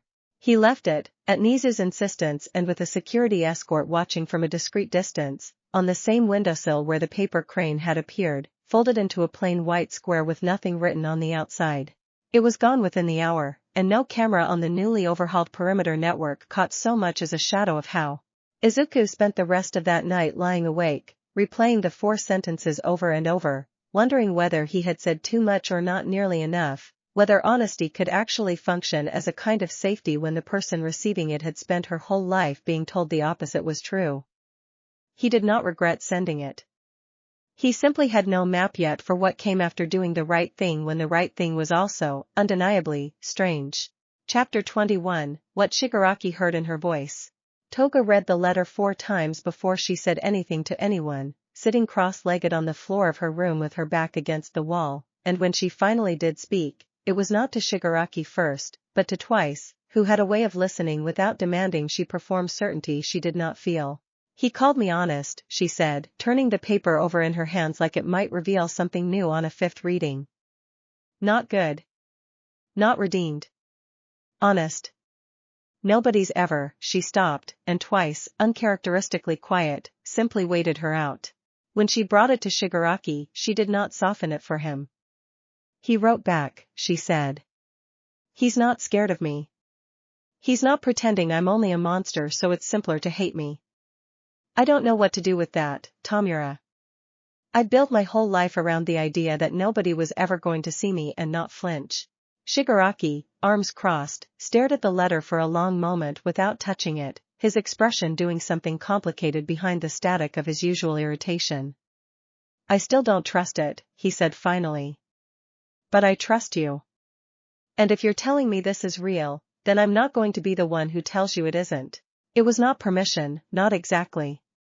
But it was, for a man who had spent his whole existence believing the world owed him nothing but ash, as close to blessing as Toga was ever likely to get from him, and she took it. Chapter 22, The Commission's patience runs out. Word of the exchange reached the Hero Public Safety Commission 9 days later, not through any leak in Mizu's careful containment, but through the far more mundane failure of a courier drone whose flight log happened to overlap, for 3 suspicious minutes, with a restricted UA airspace window that an automated compliance system flagged without any understanding of what it had actually caught. The resulting emergency session was, by every account that reached Mizu afterward, the tensest the Commission had convened regarding the situation since its founding meeting. The same representative who had originally proposed containment stood again, this time with considerably less patience and considerably more institutional weight behind him. A UA student is corresponding with a wanted felon, he said, laying the intercepted transmission record across the table. I do not care how sympathetically this committee wants to frame it. That is not protective coordination. That is a national security exposure with a child's name attached to it, and if this becomes public before we control the narrative, it will not just cost Midoriya his safety. It will cost every hero associated with this coalition their license. Mizu, who had anticipated some version of this confrontation for weeks, did not argue the facts. He argued the alternative. You are welcome to shut the correspondence down, he said, mild as ever. I would ask you to consider what happens afterward. Toga Himiko is, by every scan we have run, as thoroughly bound to this boy's well-being as any hero in this room. Sever that connection through force or humiliation, and you will not remove her from his life. You will simply remove any reason she has left to restrain herself. The room did not love that answer. But no one, in the end, produced a better one, and the Commission's final ruling, delivered with visible reluctance, permitted the correspondence to continue under strict monitoring, on the condition that the coalition's leadership personally guarantee no operational coordination with League assets beyond what had already occurred. It was not trust. It was, Midnight observed afterward, the closest thing to trust an institution that Frightened could currently manage, and for now, it would have to be enough. Chapter 23, Endeavor's Visit. Enji Todoroki did not often make personal appearances at UA outside of official business, which was precisely why his arrival in Mizu's office, unannounced and visibly displeased, drew Aizawa out of a staff meeting 3 doors down within minutes of hearing about it. My daughter, Endeavor said, without preamble, has reorganized a significant portion of her professional life around a teenage boy's protection detail. I am told this is connected to some manner of Quirk phenomenon no one thought to inform me about despite the fact that Fuyumi is my child. Mizu, entirely unintimidated by the number 1 hero's temper, gestured him toward a chair with the same calm he extended to everyone who stormed into his office expecting to be feared. Sit, Todoroki. I will explain everything, and then you and I are going to have an honest conversation about what your daughter actually needs from you right now. Because I suspect it is not what you are currently prepared to offer. What followed was a long, occasionally uncomfortable briefing, during which Endeavor's initial fury slowly curdled into something closer to a father's bewildered fear, watching brain scan data that made it clear his eldest daughter had been quietly reorganizing her nervous system around a boy's safety for over a month without telling her own family. When Mizu finished, Endeavor sat in silence for a long moment before asking the only question that seemed to matter to him. Is she in danger? Not from him, Mizu said carefully. From the intensity of her own devotion, potentially, if it isn't given room to exist without shame or interference. Fuyumi has handled this with more discipline than nearly anyone else in the coalition, Todoroki. What she needs from you is not intervention. It is the simple, difficult thing you have historically struggled to provide your children. Trust that she can navigate something hard without you taking it out of her hands. Endeavor did not answer immediately. But when he left UA that afternoon, he went, uncharacteristically, not to demand a meeting with the commission, but to his daughter's apartment, where he sat across from her at her small kitchen table and, for perhaps the first time in either of their memories, simply asked her how she was doing, and waited to actually hear the answer. Chapter 24, The Faction That Wanted Something Uglier. Not every villain who heard about the anomaly reacted the way Toga had. Word traveled, as it always did in the loose, paranoid networks that connected Japan's criminal underworld, and it reached, eventually, a splinter faction calling itself the Harvest Circle, remnants of an old Quirk trafficking operation that had survived the collapse of the Paranormal Liberation Front by staying small, patient, and entirely unburdened by anything resembling Shigaraki's philosophy. Their interest in Izuku had nothing to do with devotion. Their leader, a quiet, methodical man who went by Ledger, saw in the reports only a resource, a boy whose mere presence in a crisis apparently produced instant, fanatical loyalty in any woman who witnessed it, loyalty that, properly harvested and understood, might be replicated, weaponized, sold. He did not intend to hurt Izuku directly, not at first. His plan, patient and cold in the way all his plans tended to be, was considerably worse: stage a crisis large enough and public enough that dozens of pro-heroes would be forced to witness Izuku's heroics simultaneously, then extract blood and tissue samples from the newly affected women during the resulting chaos, samples his research team believed might let them isolate whatever biochemical signature the phenomenon produced. It took Ledger's people 3 weeks of careful surveillance to settle on a target, a joint agency charity gala scheduled at a downtown convention center, an event that would place an unusually high concentration of female pro-heroes in one building at one time, along with a guest list that happened, through an internship rotation neither Ledger nor his research team had bothered to verify carefully enough, to include one UA second-year student serving as an honorary junior escort.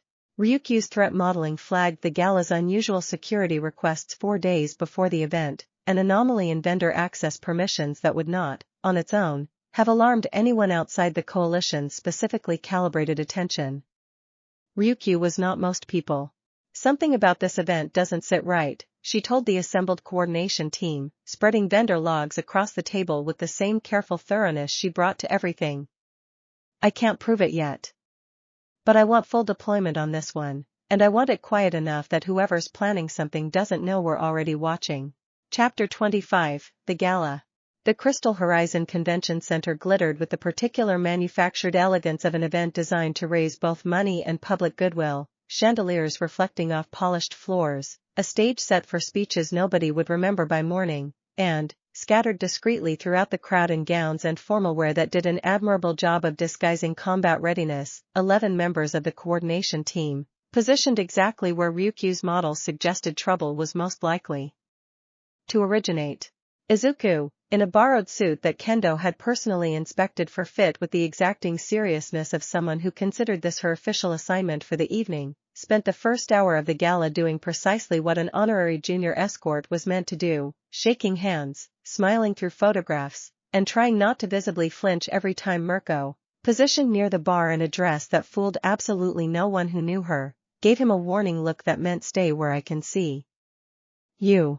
The Harvest Circle's opening move came at the 90-minute mark, a coordinated power failure across the building's east wing that plunged half the reception into darkness and sent a wave of controlled panic through the crowd, precisely the kind of chaos Ledger's plan required to get his extraction teams moving unnoticed. It nearly worked. It would have worked, against a security detail that had not spent the better part of a week specifically preparing for something exactly like it. Fuyumi's voice cut through the coalition's private channel within 4 seconds of the lights failing, calm and absolute. Grid failure is artificial. Assume hostile intent. Team positions, hold the perimeter, protect the civilians first. Nagant, you have East Wing overwatch, move. Izuku, plunged into darkness with 200 panicking guests around him, did what Izuku always did, orienting immediately toward the sound of distress rather than the instinct toward his own safety, and found, within moments, a trio of Ledger's extraction operatives attempting to corner a young hero named Sasaki against a service corridor wall, syringe already in hand. He did not think. He rarely did, in these moments, which was precisely the trait the entire situation orbited around. He moved between Sasaki and the nearest operative, taking a stun baton strike across his ribs that dropped him to one knee, buying exactly the 2 seconds Nagant needed to put a precision round through the operative's weapon hand from a position no one in the corridor had known she occupied. By the time the backup generators kicked the lights back on, the Harvest Circle's extraction team lay incapacitated across 3 separate points in the building. Ledger himself apprehended trying to flee through a service exit that Mirko had, with characteristic disregard for the concept of hidden approach, simply been standing in front of the entire time. Izuku sat afterward on an overturned chair near the shattered remains of an ice sculpture, ribs aching, listening to Kendo lecture him with real fury about ruining the suit she'd spent an hour fitting, and thought, not for the first time, that the strangest part of his life was no longer the danger itself. It was how quickly danger had come to feel, with this many people standing between him and it, almost survivable. Chapter 26, What Ledger Said Under Questioning. Ledger, in custody and facing charges that would keep him well past middle age, proved considerably more talkative than his careful, methodical reputation had suggested he would be, though what he offered was less confession than warning, delivered with the flat, almost professorial detachment of a man who had simply lost a calculated bet and wanted, at minimum, to be understood correctly on his way out. "You think I'm the only one who noticed," he told the investigators, and later, in a transcript Nizu read 3 times with mounting unease, the only one who saw the value in it. "I was patient. I did my research before I moved. There are people watching this situation who are neither so careful nor so patient, and when they move, they will not be interested in extracting a sample quietly. They will be interested in what happens if you remove the boy from the equation entirely, and study what's left behind in everyone who's already been affected." Nizu brought the transcript to the coalition's next full assembly with visible gravity, the room's earlier cautious optimism from the gala's successful defense evaporating within the first 2 sentences of his summary. "He is very possibly bluffing," Nizu said. "He is also, unfortunately, not wrong about the underlying vulnerability. We have spent 3 months building an increasingly sophisticated structure to protect Izuku from harm. We have spent considerably less effort considering what happens to that structure, and everyone inside it, if someone succeeds in threatening him in a way none of us can stop in time." Fuyumi, pale but steady, was the first to voice the question everyone in the room was visibly avoiding. "Are you saying we need a contingency plan for what happens if we fail?" Nizu's answer, quiet and without any of his usual mildness, was the closest thing to grim the room had heard from him since the situation began. "I am saying," he said, "that an organization built entirely around the premise that a single person must never come to harm has a structural weakness no amount of coordination can fully close. We need to start planning, carefully and without panic, for what this coalition becomes, and how it holds together, if the very worst should ever happen. Not because I believe it will. Because hoping it won't has never once been an adequate substitute for preparing as though it might." Chapter 27, Izuku's Objection. Izuku heard about the contingency planning secondhand, through Kendo, who had heard about it through Hatsum, who had a way of finding out things she was not technically supposed to know, and he brought his objection directly to Nizu's office the following morning with the particular stubborn set to his jaw that everyone who knew him well had learned to recognize as immovable. "You're planning for what happens after I'm gone," he said, without preamble. Nizu, arranging papers at his desk, did not bother denying it. "We are planning for a range of outcomes," he said. "Responsible coordination requires nothing less. I don't want a coalition that's built to survive losing me," Izuku said, and there was something raw underneath the words that had nothing to do with fear for his own safety and everything to do with a fear considerably harder for him to name. "If the whole structure is designed around the assumption that I might die and everyone just keeps going, coordinated and organized, doesn't that mean the structure was never really about me at all? It just means I'm the excuse holding it together until it doesn't need one anymore." Nizu set down his papers and looked at him for a long moment with an expression Izuku had rarely seen on him, something almost sorrowful beneath the usual analytical calm. "That is a fair fear," he said. "But you have it slightly backwards. We plan for your absence not because we expect it, or because you have become replaceable. We plan for it because every person in that coalition loves you enough that, should the unthinkable happen, we do not want their grief to curdle into something that destroys them, or worse, destroys everyone around them. A contingency is not a rehearsal for letting you go easily.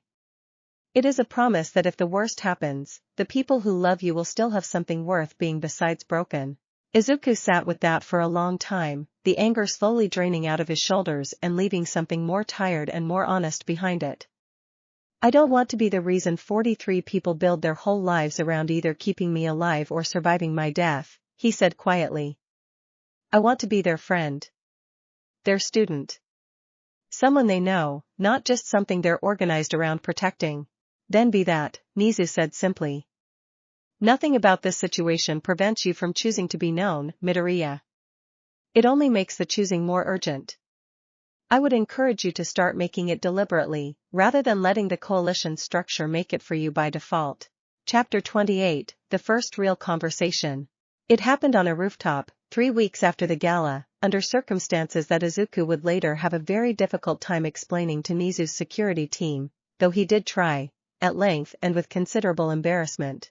Toga was waiting for him when he arrived for what he'd told his escort was a solitary training session on UA's northern training field, having slipped a note into his gym bag 2 days earlier with a time and a location and nothing else. He should not have gone alone. He knew that, and went anyway, because some decisions, he had come to understand over the past months, could not be made safely, only made honestly, and he had decided this was one of them. She sat on the ledge of the maintenance building with her knees drawn up, knife nowhere in sight, watching him climb the access ladder with an expression that flickered between amusement and something more careful. You actually came, she said. I half expected an ambush. I told them I'd come here alone, he said. I meant it. They talked for 20 minutes, longer than either of them had planned, about nothing especially dramatic, what it felt like to be looked at by an entire country and seen as a symbol instead of a person, what it felt like to love in a way the world had already decided to call broken before you'd even finished feeling it, what it might look like, someday, impossibly, for the line between the two of them to matter less than the fact that neither of them had asked to be standing on opposite sides of it.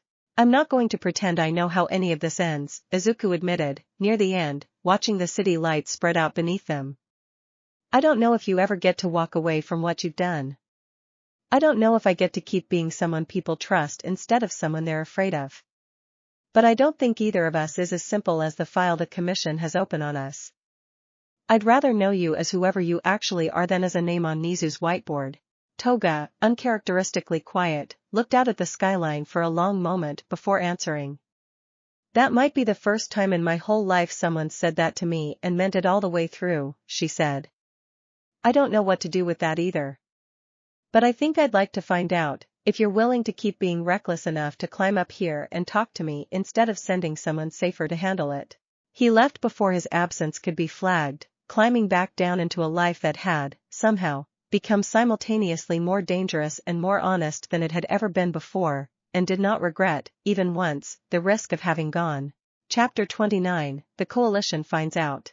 Nizu's security team found the access ladder's disturbed dust pattern within a day, and it took considerably less time than that for the coalition's inner circle to piece together where Izuku had actually been during his supposedly solitary training session.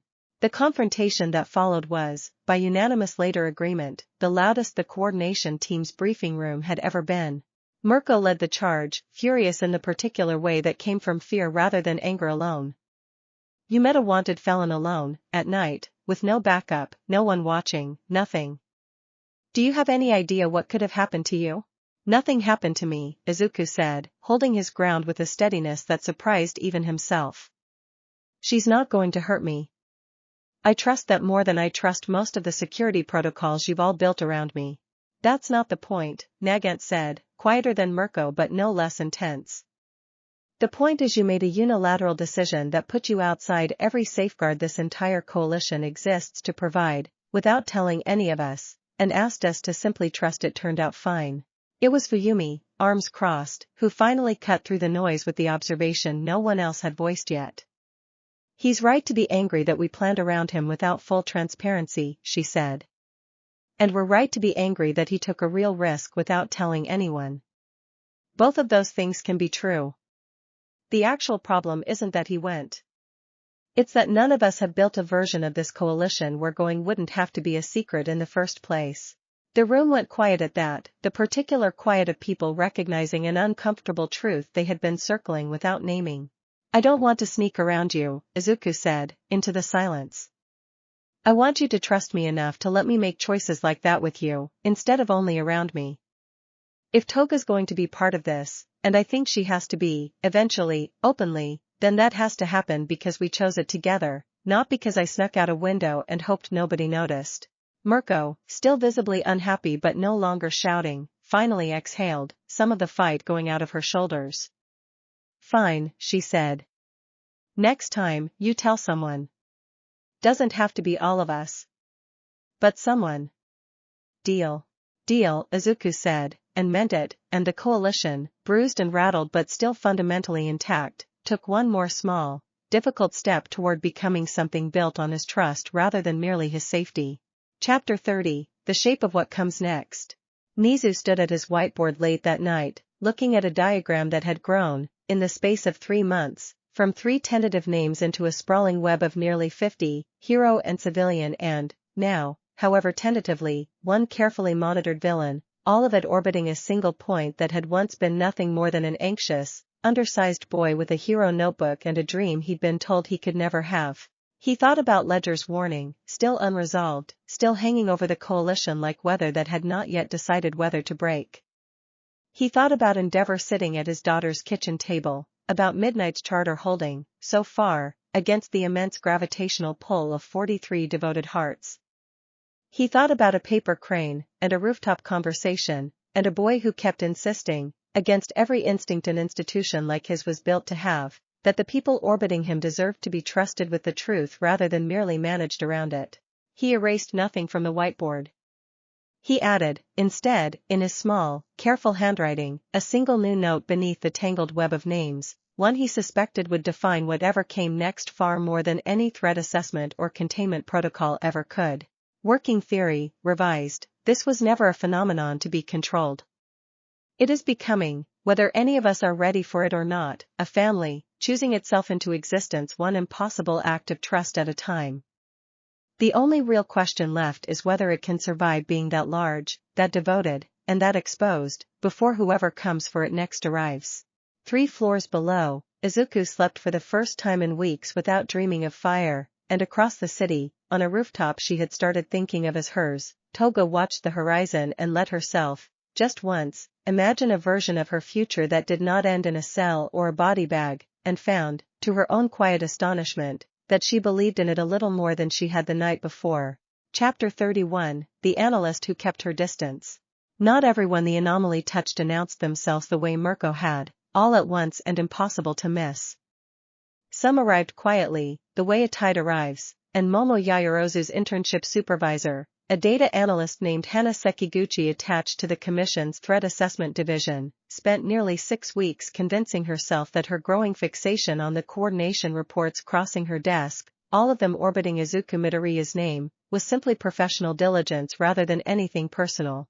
She was good at her job precisely because she distrusted her own instincts until the data confirmed them, which was why it took her considerably longer than most to admit what the pattern in her own behavior actually meant. The extra hours spent cross-referencing his patrol logs long after her shift ended, the quiet satisfaction she felt each time his name appeared in an incident report marked resolved without injury, the specific, disproportionate dread that had settled into her chest the day the gala incident crossed her desk before she had confirmed, through 3 separate channels, that he had walked away with nothing worse than bruised ribs. She did not introduce herself to him. She had no reason to, professionally, and some careful, disciplined part of her suspected that introducing herself would only make the thing she was still trying to categorize as reasonable considerably harder to keep contained. Instead she did what analysts did with information they did not yet know how to use. She filed it, quietly, and kept working, and told herself that watching from a distance did not count as anything more than diligence, right up until the day her supervisor asked her, almost offhand, why she had personally flagged herself for inclusion in the coalition's expanding monitoring roster before anyone else had noticed the pattern in her own file. I'd rather be honest about it before someone else has to point it out to me, she said, and that, more than anything else she could have said, told her supervisor everything he needed to know about how thoroughly, and how quietly, the anomaly had already found her, in a discipline that prided itself on catching every anomaly except, apparently, the ones happening inside its own analysts. Chapter 32, The Broadcast Nobody Authorized. The story broke not through Fuyumi's carefully monitored channels but through the one avenue no one in the coalition had thought to fully secure, an amateur livestream from a bystander at the gala, uploaded within hours of the incident, showing, in shaky, low-resolution footage, Izuku Midoriya taking a stun baton strike to protect a fellow hero while an unusually large number of pro-heroes converged on the scene with a coordination that struck at least one commenter, and then thousands more, as strange enough to investigate. By morning, the clip had been dissected by amateur sleuths across every corner of the internet, cross-referenced against agency rosters, patrol schedules, and internship records with an enthusiasm that made Fuyumi's careful media containment framework look, for the first time since its creation, dangerously inadequate. Nizu convened an emergency session within the hour, and for once, the tension in the room was not about strategy but about the sheer, sinking realization that the clock they had all known was running had just run out considerably faster than anyone had planned for. "We no longer control the timeline," Nizu said, without preamble. "The public is going to reach their own conclusions about what they are seeing, and those conclusions are very likely to be worse, stranger, and more sensational than the truth. Our only remaining choice is whether Izuku's story is told to the country by us, carefully and on our terms, or by speculation, rumor, and whatever version of events proves most profitable for the outlets willing to publish it first." Izuku, present at the meeting and pale with the particular vertigo of watching his private crisis become, overnight, a matter of national curiosity, asked the only question that mattered to him. "If we tell them the truth," he said quietly, "what happens to everyone in this room? What happens to Toga?" No one had a clean answer. But for the first time, the question of disclosure was no longer hypothetical, and the coalition's carefully built anonymity, the fragile shield that had let them operate for 3 months without the crushing weight of public scrutiny, had, in the space of one grainy livestream, effectively ceased to exist. Chapter 33, 43 Voices, One Decision. The coalition's response to the leak was, in the end, the most complete test yet of everything Fuyumi's charter and Midnight's consent principle had been built to protect, because for the first time, the decision being made was not about a single patrol route or a single risk threshold.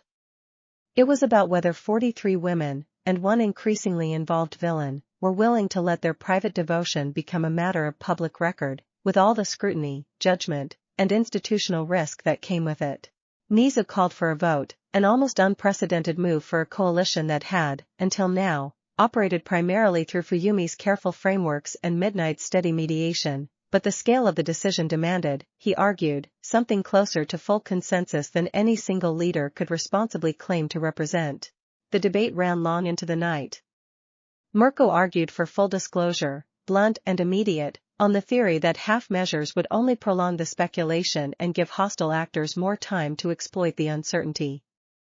Nagant argued the opposite, that any public statement would immediately compromise the operational security that had kept Izuku alive through 3 separate credible threats already. Ryukyu, methodical as always, proposed a middle path, a controlled, limited disclosure, focused on the Quirk phenomenon itself rather than the full scope of the coalition's membership, protecting individual identities while finally giving the public an honest, non-sensational explanation for what they had already glimpsed. It was Izuku, asked directly for his own preference by Nizu in a room that had, over 3 months, slowly learned to actually wait for his answer instead of deciding around him, who tipped the balance. "I don't want anyone in this room to have to hide who they are because of me," he said. "Not the heroes. Not," he hesitated, glancing toward the window as though Toga might somehow be listening, "not anyone else this has touched. But I also don't think the country is ready to understand what this actually is if we just hand them the whole truth at once. Ryukyu's plan gives us room to be honest without setting anyone up to be destroyed by people who don't understand yet. I'd rather tell the truth carefully than tell it all at once and watch it get twisted into something none of us actually recognize." Ryukyu's proposal passed by a wide margin, and the coalition began, that same night, drafting the single most consequential document Fuyumi's team had produced yet, a public statement designed to finally, deliberately, bring the anomaly into the light, on their own terms, before someone else could do it for them. Chapter 34, The Statement. The press conference was held 3 days later in a modest briefing room at UA, chosen deliberately over a larger venue to keep the tone measured rather than spectacular. Nizu stood at the podium himself, flanked by Aizawa and Midnight, with Izuku seated at a side table beside them, present but not required to speak unless he chose to.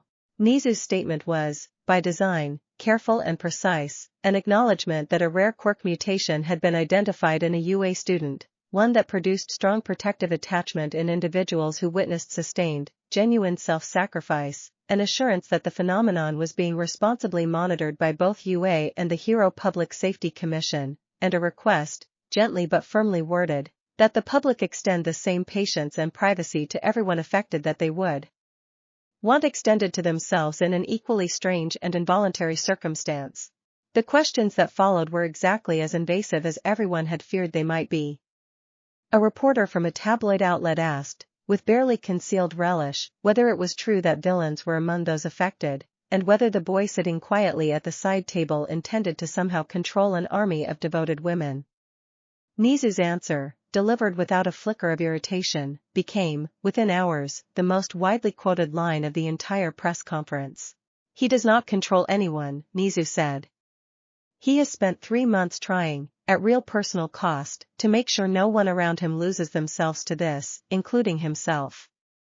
If you are looking for a villain in this story, I would encourage you to look elsewhere, because I have watched this situation unfold from its very first day, and the only thing Izuku Midoriya has ever asked for is the chance to keep being ordinary enough to have friends, and decent enough to keep saving strangers, in spite of a power he never once requested. Izuku, asked directly at the end of the conference whether he had anything to add, stood, hands visibly unsteady, and gave the only answer he had spent 3 days preparing. I'm still the same person I was before any of this started, he said. I still want to be a hero because it's the right thing to do, not because of what it does to anyone who watches me do it. I can't undo what's already happened. But I can promise every single person this has touched, hero or otherwise, that I'm not going to stop trying to make sure this becomes something we're all glad happened, instead of something any of us have to regret. It was not a perfect statement. It would be picked apart, in the days that followed, by commentators of every persuasion, some sympathetic, some deeply skeptical, a handful outright hostile. But it was, everyone in the coalition agreed afterward, an honest one, and honesty, however messy its aftermath, was the only foundation any of them still fully trusted. Chapter 35, The Country Reacts. The days that followed the press conference tested the coalition in ways no villain attack ever had, because the threat, this time, was not a single coordinated enemy but the far messier, far less predictable force of an entire nation deciding, in real time and in full public view, what it thought about a phenomenon it had never imagined possible. Support arrived first, and arrived loudly, from an unexpected quarter, ordinary citizens who had, at some point in their own lives, loved someone fiercely and involuntarily and had never had a framework to describe it, who saw in the coalition's honesty something oddly validating rather than alarming. Fan accounts multiplied. Well wishes flooded UA's public channels. A prominent daytime talk show devoted a full segment to earnest, sympathetic discussion of what several panelists began calling, with more warmth than the commission had ever dared hope for, the Midoriya family. Opposition arrived just as quickly, and considerably sharper. A vocal minority of commentators seized on the League connection, painting the entire coalition as evidence of institutional failure, proof that the hero system had grown so unaccountable that a wanted felon could operate with what looked, from the outside, disturbingly like official sanction. A petition, gaining signatures with alarming speed, demanded Izuku's removal from active hero corps status pending a full commission investigation into what several signatories were calling, without evidence, deliberate psychological manipulation. Nizu, monitoring the response with his usual careful attention, found himself, for the first time in months, genuinely uncertain which way the balance would tip. Public opinion is not a threat we can neutralize with Overwatch positions and threat modeling, he told the coordination team, gathered once more in the crowded briefing hall. It is going to take patience, consistency, and an enormous amount of restraint from every person in this room, because the moment any one of you reacts to hostility with anything less than the same honesty we've already committed to, you will hand every skeptic exactly the proof they are looking for. Izuku, watching the coverage scroll past on a tablet in the corner of the room, felt something in his chest tighten that had nothing to do with fear of villains and everything to do with the far more ordinary, far more painful fear of being misunderstood by the very people he had spent his whole life dreaming of protecting. Kendo, sitting beside him, closed the tablet gently and set it face down on the table. Don't read the comments, she said, with the flat, practical firmness of someone who had clearly had this exact conversation with a friend before. Read the people in this room instead. We're not going anywhere. Neither is anyone else who actually took the time to understand what's happening instead of just reacting to a headline. It was not comfort enough to erase the anxious knot in his stomach. But it was, in the middle of the loudest, most uncertain week of his life, exactly the kind of steady, unglamorous loyalty he had learned, over the past 3 months, to recognize as the truest form the whole strange phenomenon had ever taken, and he held on to it, tightly, as the country outside kept arguing over who he was without him. Chapter 36, What the Whiteboard Could Not Predict. 10 days after the press conference, the public conversation had not resolved so much as settled into an uneasy, ongoing argument, the kind Nizu privately suspected might never fully end, only shift in intensity as new information arrived and old fears either faded or hardened into conviction. It was not victory. It was, he told the coordination team with careful honesty, simply the new shape of the terrain they would all have to learn to operate within. What surprised him most, reviewing the aftermath late one night with a cup of tea gone cold beside him, was not the hostility, which he had expected in some measure, but the sheer number of new contacts that had reached out to the coalition in the days since, quietly, through official channels, asking not to expose the situation but to understand it. A support group coordinator working with Quirk trauma survivors. A research team studying inherited Quirk mutation who wanted, with careful academic caution, to offer their expertise rather than their scrutiny. Even, improbably, a junior commission analyst named Hana Sekiguchi, who had formally, requested reassignment to the coalition's monitoring team with a directness that told Nizu everything he needed to know about how thoroughly the anomaly had already found her, quietly, the way it so often did. He added her name to the whiteboard without ceremony, the growing web of connections spreading another few centimeters wider across the surface that had once, only 3 months earlier, held nothing but 3 tentative names and a question mark. Izuku found him there past midnight, unable to sleep, and stood for a long moment beside him studying the tangled diagram in silence before speaking. Do you ever think it'll stop growing? He asked quietly. Nizu considered the question with the same careful honesty he brought to everything. No, he said finally.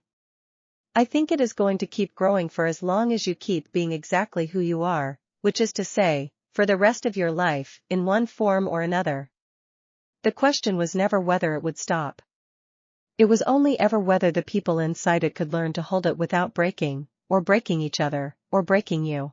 Izuku looked at the web of names a while longer, Nagant and Sasaki near the center where it had all begun, Fuyumi's careful frameworks branching out beside Ryukyu's methodical projections, Mirko's fierce, protective lines crossing Midnight's steady, boundary-setting hand, Toga's name sitting, still cautiously, still under careful watch, but no longer isolated at the diagram's edge the way it once had been.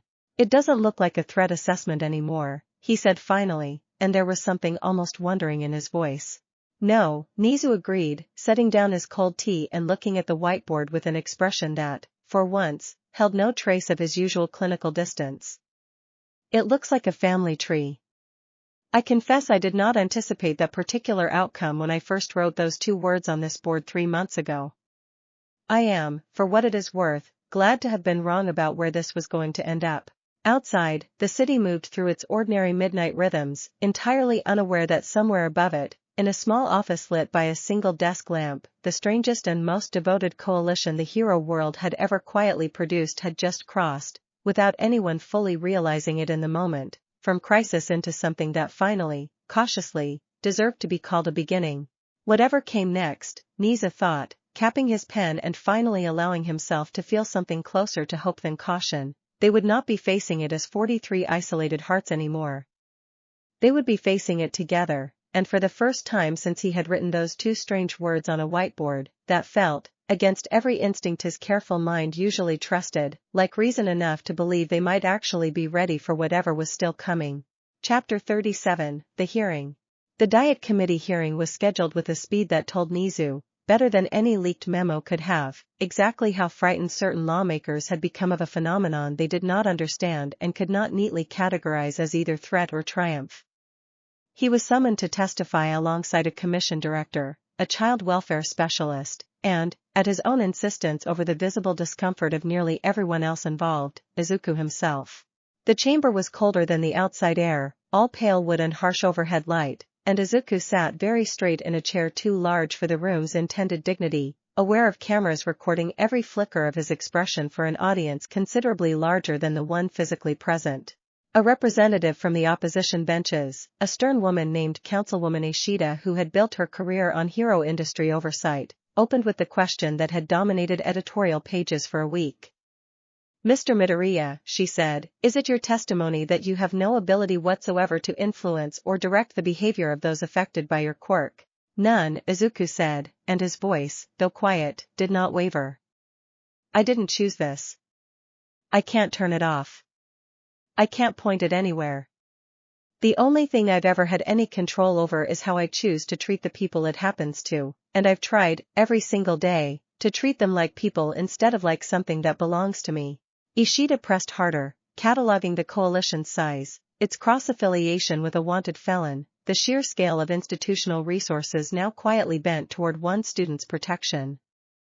Izuku answered each question plainly, without flourish, and it was Nizu, watching from beside him, who noted with something like relief that the boy's honesty, unpolished and occasionally halting, was landing with the committee in a way no rehearsed statement ever could have. The hearing adjourned without resolution, no legislation proposed, no formal restriction imposed, but with a promise of continued oversight that everyone in the coalition understood meant the scrutiny was only beginning, not ending. Chapter 38, The Hero Who Said No. Not every pro-hero who watched the hearing reacted with sympathy, and the coalition's first real institutional opposition arrived 4 days later in the unlikely shape of Ed Shot, whose reputation for careful, principled restraint made his public skepticism considerably harder to dismiss than Ishida's political posturing had been. He requested a private meeting with Nizu rather than airing his concerns publicly, a courtesy Nizu appreciated even as he braced for the substance of it. I don't doubt the boy's intentions, Ed Shot said, seated across from Nizu's desk with his usual economy of motion. I doubt the structure you've built around him. An organization this large, this devoted, operating with this much informal authority and this little external accountability, is a danger regardless of how good the person at its center happens to be. Good intentions do not scale indefinitely, Nizu. Structures do, and yours has grown faster than any oversight mechanism can responsibly track. It was a fair criticism, and Nizu did not pretend otherwise. You are not wrong to be concerned, he said. I would ask you to consider joining the oversight rather than opposing the structure from outside it. We need voices like yours precisely because you will not simply agree with everyone in the room. I would rather have your skepticism inside the coalition, shaping it honestly, than outside it, shaping public opinion against something you have not been given the chance to actually help build correctly. Ed Shot did not agree immediately. But he did not leave either, and the conversation that followed, long and occasionally sharp, planted the seed of an oversight council that would, in the weeks ahead, give the coalition something it had never fully possessed, a formal, external check with the authority and the credibility to say no. Chapter 39, Sekiguchi's First Day. Hana Sekiguchi's transfer into the coalition's monitoring team was, by her own quiet admission, the strangest professional transition of her career, trading the commission's clean, distant threat assessment reports for a briefing room full of people whose devotion she had spent 6 weeks analyzing from a careful, disciplined remove and now had to sit across a table from. Ryukyu welcomed her with characteristic thoroughness, walking her through the coordination framework with the patient precision of someone who understood exactly how disorienting the transition could be. It gets easier, Ryukyu told her, once you stop trying to separate the analysis from the feeling. Most of us spent weeks doing that. It doesn't work. The feeling is real. The job is learning to let it inform your judgment without replacing it. Izuku, meeting her formally for the first time in the briefing hall, offered the same plain, unguarded courtesy he extended to everyone new to the coalition, an approach Sekiguchi found, to her private surprise, considerably more disarming than the practiced charisma she had expected from someone at the center of so much devotion. "I'm glad you told them yourself," he said. "That matters more than you probably realize." She did not have an answer ready for that, and found herself, walking back to her new desk that afternoon, thinking that perhaps the strangest part of the whole phenomenon was not the devotion itself, but how thoroughly ordinary, how careful and unassuming, the boy at its center actually was in person. Chapter 40, A Rescue in Broad Daylight. The coalition's newfound public visibility faced its first real field test 3 weeks after the hearing, when a gas main rupture beneath a crowded shopping district triggered a cascading structural collapse across 2 city blocks during the middle of a Saturday afternoon, with cameras, civilians, and press drones converging on the scene almost as quickly as the heroes did.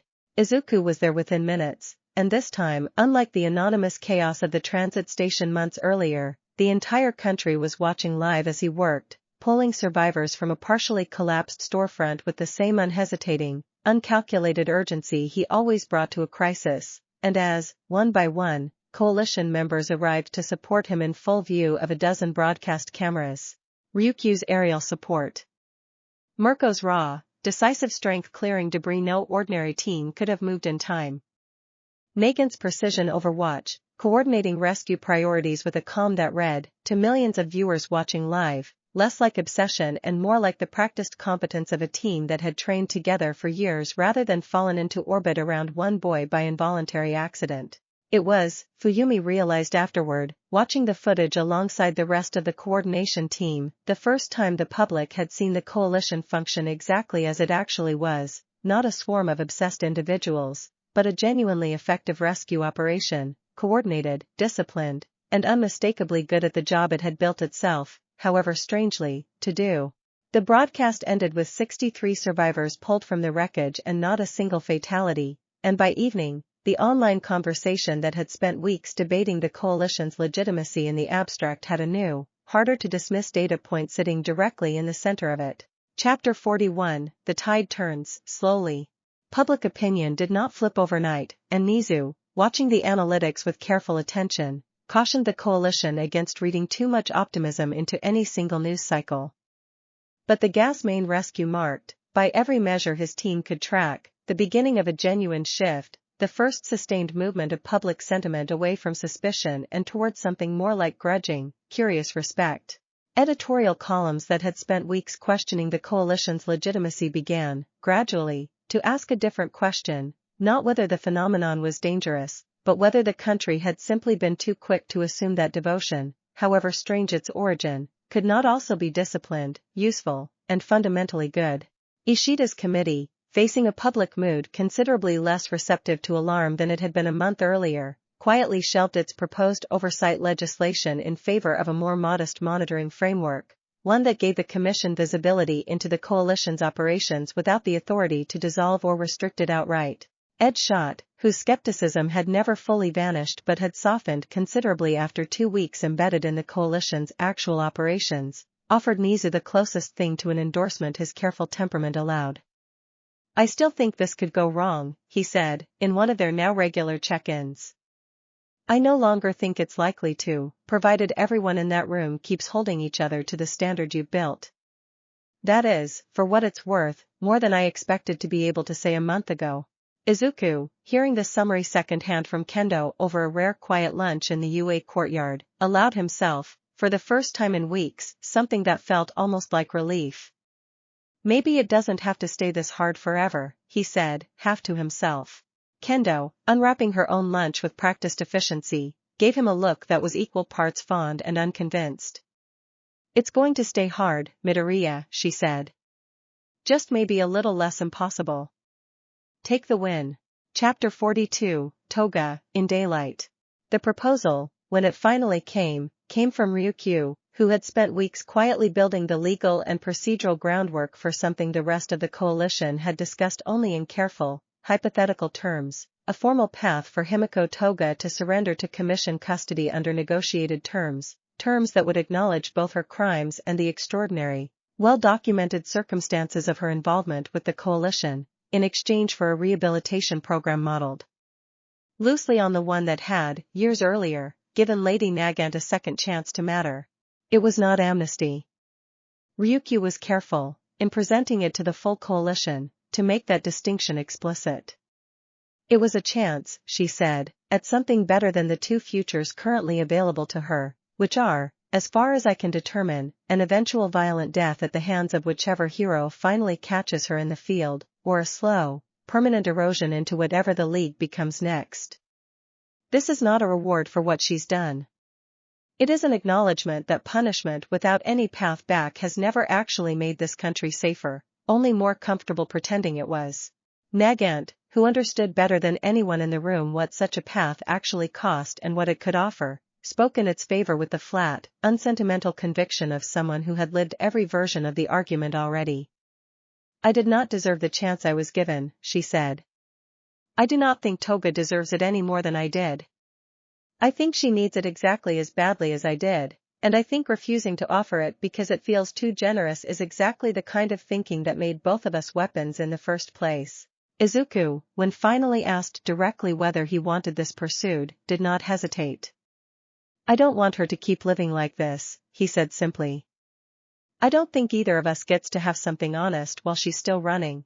It took another 6 weeks of careful, largely invisible negotiation, conducted through channels Nizu managed personally to keep from collapsing under premature press attention, before Toga finally walked, on her own terms and in broad daylight, into a commission processing center to begin the long, uncertain work of becoming someone the country might, eventually, learn to trust. Chapter 43, What Shigaraki Lost and Did Not Lose. Shigaraki took the news of Toga's surrender harder than anyone in the League expected him to show, which was to say he did not rage, or threaten retaliation, or demand an explanation, but simply sat for a long time in silence in the League's current safehouse, staring at nothing in particular, while twice hovered nearby with the particular helpless worry of someone who did not know how to comfort a man who had never once let himself be comforted. She's not betraying us, Dabi said eventually, more statement than question, watching Shigaraki's stillness with a wariness that had nothing to do with fear of him and everything to do with genuine uncertainty about what came next for all of them. I know, Shigaraki said finally, and his voice, when it came, held none of its usual static-edged anger. She's the only one of us who ever actually got offered a door instead of a wall. She'd be an idiot not to walk through it. He did not stop them from saying goodbye. He did, in a gesture that surprised everyone present including himself, walk with Toga as far as the safehouse's outer perimeter the night before her surrender, saying almost nothing the entire way, until the very end, when he finally spoke. Don't let them make you small to fit their comfort, he said. Whatever you become in there, make sure it's actually yours. Not theirs. Toga, who had spent years learning not to cry in front of anyone, did not entirely succeed in that resolve one last time, and Shigaraki, uncomfortable but unmoving, let her, without a single word about it, before turning and walking back into the dark without looking back. Chapter 44, Processing. The commission facility where Toga began her rehabilitation was nothing like the League's improvised safehouses, all clean corridors and monitored rooms, and the adjustment, in the first weeks, was harder than either she or anyone in the coalition had fully prepared for. Izuku was permitted supervised visits twice weekly, a concession Nizu had fought hard to secure against considerable commission resistance, and the early sessions were often halting, both of them working to find a version of honesty that could survive the sterile, monitored distance of a visitation room instead of the reckless intimacy of a shared rooftop. I don't know how to be a person who isn't running from something, Toga admitted, during one particularly difficult visit, picking at the sleeve of the plain, regulation clothing that felt, she said, like wearing someone else's skin. Everything I know how to be, I built to survive being hated. I don't actually know what's left underneath that. Izuku did not offer easy reassurance, because he had learned, over the past months, that easy reassurance was rarely what she actually needed. I don't think anybody knows that all at once, he said instead. I think you find out in pieces, mostly by doing ordinary things you've never let yourself do before and seeing what's still there afterward. I'm not going anywhere while you figure that out, if that's something you actually want. It was slow, unglamorous work, considerably less dramatic than anything the coalition's earlier crises had demanded, and precisely because of that, it mattered in a way none of them had fully anticipated, the quiet, patient proof that devotion, given room and structure instead of chaos, could become something that actually helped a person heal instead of merely holding them in place. Chapter 45, The Remnant. Ledger's warning, dormant for months but never fully dismissed, resurfaced with sudden, violent relevance when a coordinated strike hit one of the Commission's secondary data facilities, the kind of precise, technically sophisticated operation that bore none of the improvisational chaos typical of ordinary villain activity and all the hallmarks of an organization that had spent considerable time and resources planning it in advance. The target, once Ryukyu's analysis team finished combing through the wreckage, turned out to be exactly what Nizu had feared since Ledger's interrogation, the Coalition's own biometric and behavioral research archive, the accumulated brain scan data, incident reports, and phenomenon modeling that represented, in aggregate, the single most complete scientific record of the anomaly in existence. They didn't get everything, Ryukyu reported to the assembled coordination team, her usual composure fraying slightly at the edges. But they got enough. Enough to potentially reverse engineer key elements of the phenomenon's biochemical signature, if whoever's behind this has the research capability Ledger's old network used to have. Sekiguchi, newly embedded but already proving her worth, pulled up a partial intrusion log with the sharp, focused urgency of someone who had spent years exactly training for a moment like this one. Whoever did this knew our security architecture in detail, she said.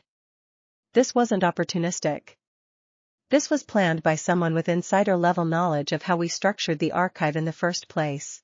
The implication landed across the room with the particular cold weight of a threat that was no longer external, and Nizu, studying the intrusion log over Sekiguchi's shoulder, felt the whiteboard 3 floors above them, with all its careful, hard-won trust, suddenly feel considerably less secure than it had that very morning, a realization that settled over the room slowly and then all at once. The way cold water finds every gap in a coat you had, until that moment, believed was warm enough. Chapter 46, The Question of Who. The investigation that followed was unlike anything the Coalition had conducted before, not a threat assessment aimed outward but a slow, uncomfortable audit turned inward, because the intrusion's precision left little room to believe the breach had come from anywhere but inside the Coalition's own extended network. Midnight, tasked with leading the internal review precisely because her authority as a teacher made her uniquely positioned to conduct it without the review itself fracturing what trust remained, approached the work with a heaviness Izuku had rarely seen in her. I hate this part of the job, she admitted to him privately, the night before the formal review began. Everyone in that room loves you. I know that. Loving you has never once made anyone incapable of also being frightened, or desperate, or vulnerable to exactly the kind of pressure that makes a person do something they'd otherwise never consider. Izuku, for his part, refused to speculate about who among the Coalition might be responsible, a refusal that Midnight found, in equal measure, admirable and worrying. You have to let yourself consider it, she told him gently. Not because I think you're wrong to trust them. Because refusing to consider it at all isn't trust, Izuku. It's avoidance, and avoidance has never once kept anyone safe. The review, conducted over 11 tense days, ultimately cleared every member of the Coalition's active roster of direct involvement, but surfaced something arguably more troubling, evidence that the archive's access logs had been quietly studied, weeks in advance, by an account belonging to a since-departed commission technician who had left the agency, ostensibly for unrelated reasons, almost exactly when Ledger's faction had first been apprehended. It was not a member of the Coalition who had betrayed them. It was someone who had once had every reason to trust the system that employed him, and had, somewhere along the way, decided he trusted something else instead, a discovery that gave Nizu no comfort at all, because it meant the vulnerability Ledger had promised was still out there, patient and largely invisible, exactly where he had said it would be. Chapter 47, Sasaki's Warning. It was Mei Sasaki, still among the Coalition's earliest members and increasingly trusted for the same careful instincts that had first flagged Nagant's unusual reassignment request months earlier, who connected the departed technician's name to something the rest of the review had missed, a minor, largely forgotten incident report from over a year earlier, describing a data breach attempt at an entirely unrelated commission facility, one that had, at the time, been dismissed as an isolated act of low-level industrial espionage. I don't think it was isolated, she told Nizu, laying the old report alongside the new intrusion data. I think this is the same person, or the same network, testing capability long before any of us had ever heard the name Ledger. I think Ledger was one visible piece of something considerably larger and considerably more patient, and I think whoever's actually running it has been quietly gathering research on the anomaly since almost the very beginning. Nizu studied the connection for a long time, the particular stillness of a mind rapidly reassessing a threat it had, until this moment, believed considerably more contained than it now appeared to be.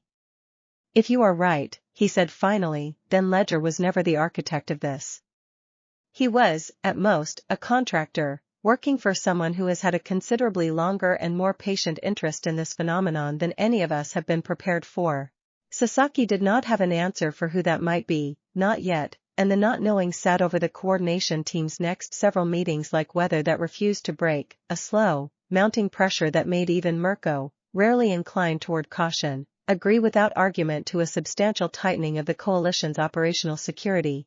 Izuku, informed of the full picture at Nizu's insistence rather than the careful partial briefings he had sometimes received in the coalition's earlier, more protective months, absorbed the news with a steadiness that had grown, over the better part of a year, into something considerably more resilient than the anxious, overextended boy who had first walked into a burning building without waiting for backup. Whoever it is, he said quietly, they've been watching for a long time. That means they already know everything we've built to stop them. We're going to have to become something they didn't plan for instead. Chapter 48, What They Built Instead.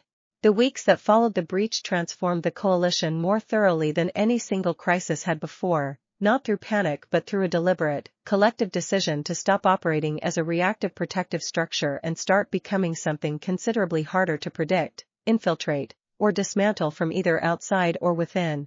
Ryukyu redesigned the archive architecture from the ground up, distributing sensitive research across compartmentalized systems that no single technician, however trusted, could access in full. Sekiguchi, drawing on her commission analyst training, built a new layer of internal audit protocols specifically designed to catch the kind of slow, patient reconnaissance that had gone undetected for over a year. Fuyumi's coordination framework absorbed a formal counterintelligence division for the first time, staffed jointly by coalition members and, following Edshot's now well-established oversight role, a rotating team of external commission liaisons whose presence made covert manipulation considerably harder to hide. Midnight's consent charter, tested and strengthened through every internal conflict the coalition had weathered so far, expanded to include explicit protections against exactly the kind of institutional pressure that had apparently turned one commission technician into an unwitting asset for whoever stood behind Ledger's operation. No member of this coalition, the revised charter read, shall be pressured, financially, professionally, or emotionally, by any party inside or outside this structure, to act against its founding principles of consent, transparency, and Izuku's own agency in matters concerning his safety. Izuku, watching the coalition rebuild itself into something sturdier and more deliberate than the loosely organized devotion that had first formed around him, found himself thinking, more than once, of Nizu's whiteboard, and the strange, unlikely family tree it had slowly become. It no longer felt like something that had simply happened to him. It felt, increasingly, like something he had helped choose into being, one honest, difficult conversation at a time. He did not know yet who was watching from beyond the visible edges of the threat they had just weathered, or how much longer the patience on the other side of that mystery might hold before it finally moved again. But for the first time since Nizu had first written two strange words on a whiteboard, Izuku found that he was no longer bracing simply to survive whatever came next. He was, however cautiously, beginning to believe they might actually be ready to meet it. Chapter 49, The Name Behind the Silence. It took Sekiguchi and Ryukyu another 3 weeks of painstaking, largely unglamorous investigative work, cross-referencing shell corporations, encrypted financial transfers, and a decade-old research grant database that had, until now, seemed entirely unrelated to anything the coalition was tracking. Before a single name finally surfaced from beneath the layers of deliberate obscurity someone had clearly spent years constructing. Dr. Reiko Amagai. A former commission-funded Quirk researcher, quietly dismissed nearly a decade earlier following an ethics review into unauthorized human trials, whose subsequent whereabouts the commission's own records had, curiously, never bothered to track once her funding was revoked. She specialized, Ryukyu explained to the assembled coordination team, laying out a decade of scattered, half-buried research citations across the briefing table, in exactly the kind of inherited quirk mutation theory that would let someone recognize, faster than almost anyone else alive, precisely what the anomaly actually was the moment reports of it first began circulating. If Ledger was a contractor, she's the client he was contracting for, and she has had a considerable head start on understanding this phenomenon better than we do ourselves. Nizu, reviewing Amagai's dismissed research proposals with a stillness that unsettled everyone watching him, finally spoke. She was not dismissed for incompetence, he said quietly. She was dismissed for being willing to do things competent researchers refuse to do. That combination, patience, expertise, and an absence of ethical restraint, is precisely the combination that should frighten every person in this room considerably more than Ledger ever did. Chapter 50, Amagai's Patience. Dr. Amagai, had anyone in the coalition been able to observe her directly, would have offered them a portrait considerably less dramatic than the shadowy mastermind Ledger's testimony had implied, an unassuming woman in her 50s working from a modest, unremarkable research facility in a rural prefecture, surrounded by decade-old equipment and a small, carefully vetted staff who believed, entirely sincerely, that they were conducting legitimate research into quirk mutation therapy. She had watched the anomaly's public emergence with the detached, clinical fascination of a scientist who had spent 10 years theorizing about precisely this kind of mutation without ever having a living subject to study, and Ledger's crude, mercenary approach to acquiring research material had struck her, from the beginning, as unnecessarily reckless. She had let him proceed anyway, because his failure, when it came, would obscure her own considerably more patient efforts, and because his stolen archive data, however incomplete, had given her research team a foundation that would otherwise have taken years to independently reconstruct. What she wanted was not Izuku Midoriya's death, whatever alarmed assumptions the coalition's threat models had generated. She wanted, with the singular, uncomplicated hunger of a researcher denied her life's defining subject a decade too early, to understand exactly how his quirk worked, thoroughly enough to replicate its mechanism deliberately, in a controlled setting, on subjects who would not resist the process the way a living, protected teenager inevitably would. She did not yet have a plan for how to acquire that access. But she had time, considerably more of it than the coalition currently understood her to have, and patience, Amagai had long ago decided, was the only research tool that had never once failed her, honed across a decade of quiet, methodical waiting that had cost her funding, her reputation, and nearly everything else the world once used to measure a scientist's worth, and given her, in exchange, precisely the kind of unhurried resolve that made her considerably more dangerous than any single impatient adversary the coalition had yet faced. Chapter 51, Building a Trap. Once Amagai's identity was confirmed, the coalition faced a decision considerably more delicate than any threat assessment it had conducted before, because a raid on her research facility, however justified, risked destroying whatever evidence remained of her decade-long project, and risked, more troublingly, driving her deeper underground before anyone could fully understand the scope of what she had already built. Nagant, drawing on instincts honed across years of commission fieldwork most of the coalition still knew relatively little about, proposed the approach that ultimately shaped the operation. Rather than a direct raid, a controlled operation designed to draw Amagai's own people into exposing themselves, using carefully seeded, deliberately imperfect information about the coalition's security vulnerabilities to make a follow-up intrusion attempt look tempting enough to risk. It is a slower option, Nagant acknowledged, and it requires patience from a group that has not always been especially good at exercising it. But Amagai has had 10 years to prepare for a direct confrontation.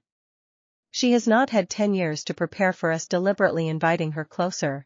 Ed Schott, whose oversight role had grown, over the preceding months, into something closer to genuine partnership than mere external audit, endorsed the plan with visible caution. "I want strict boundaries on this," he said.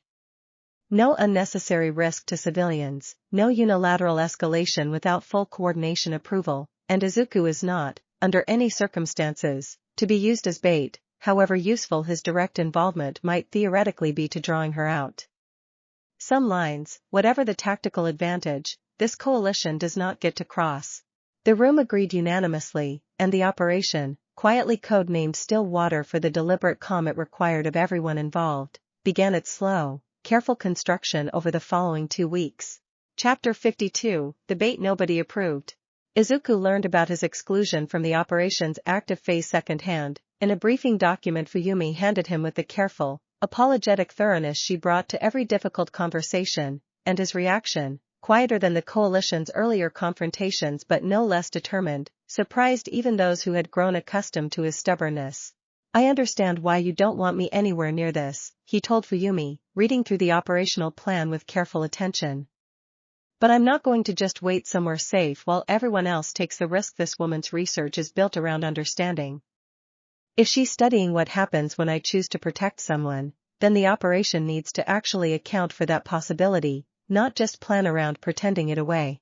The compromise, negotiated over 2 tense days between Izuku, Fuyumi, Nagant, and a visibly reluctant Mirko, placed him at the operation's outer perimeter rather than its center, present and ready to respond if Stillwater's careful theater collapsed into genuine danger, but shielded, as thoroughly as the coalition's considerable resources could manage, from any direct exposure that might hand Amagai's people the very research opportunity the entire operation was designed to deny her.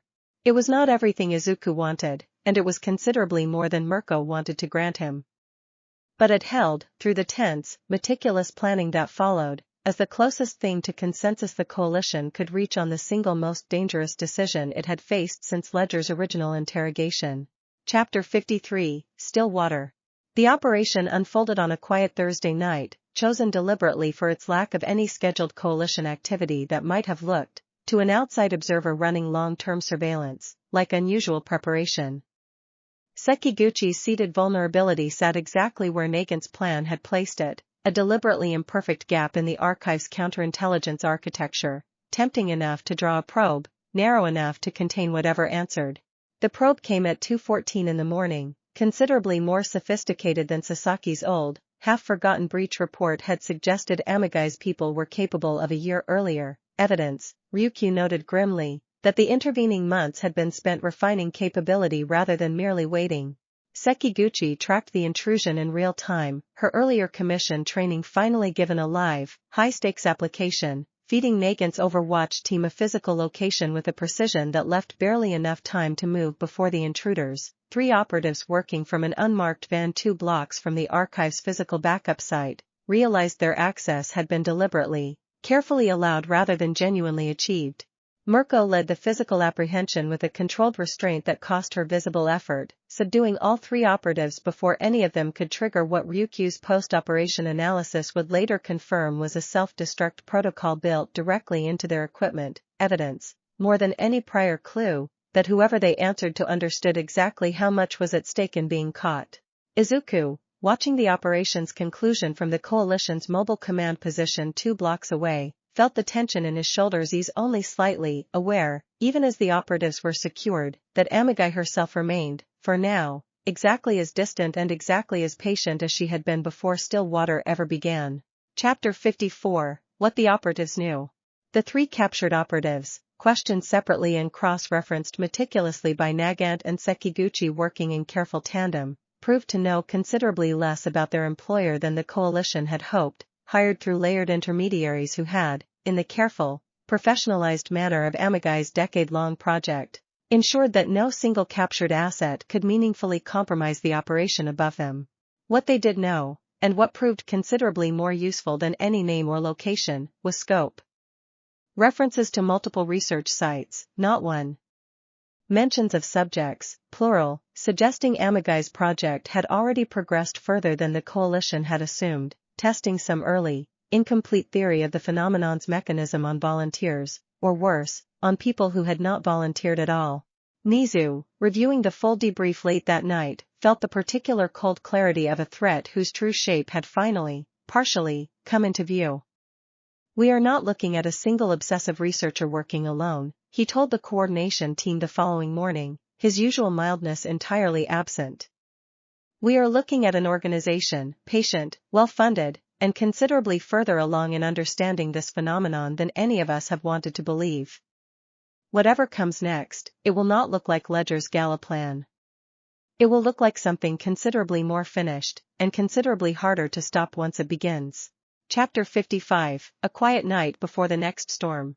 In the days after Stillwater's conclusion, the coalition allowed itself, deliberately and against every instinct urging further immediate action, a brief, careful pause, because Midnight had insisted, with the same firm conviction that had shaped the charter itself, that an organization running permanently at crisis pitch would eventually break regardless of how disciplined its individual members tried to be.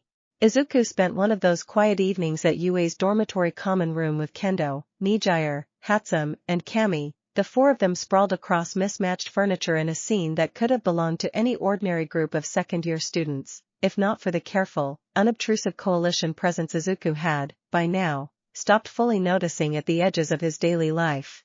"You look tired," Nijire observed, studying him over a bowl of instant ramen with more perceptiveness than her scattered energy usually let on.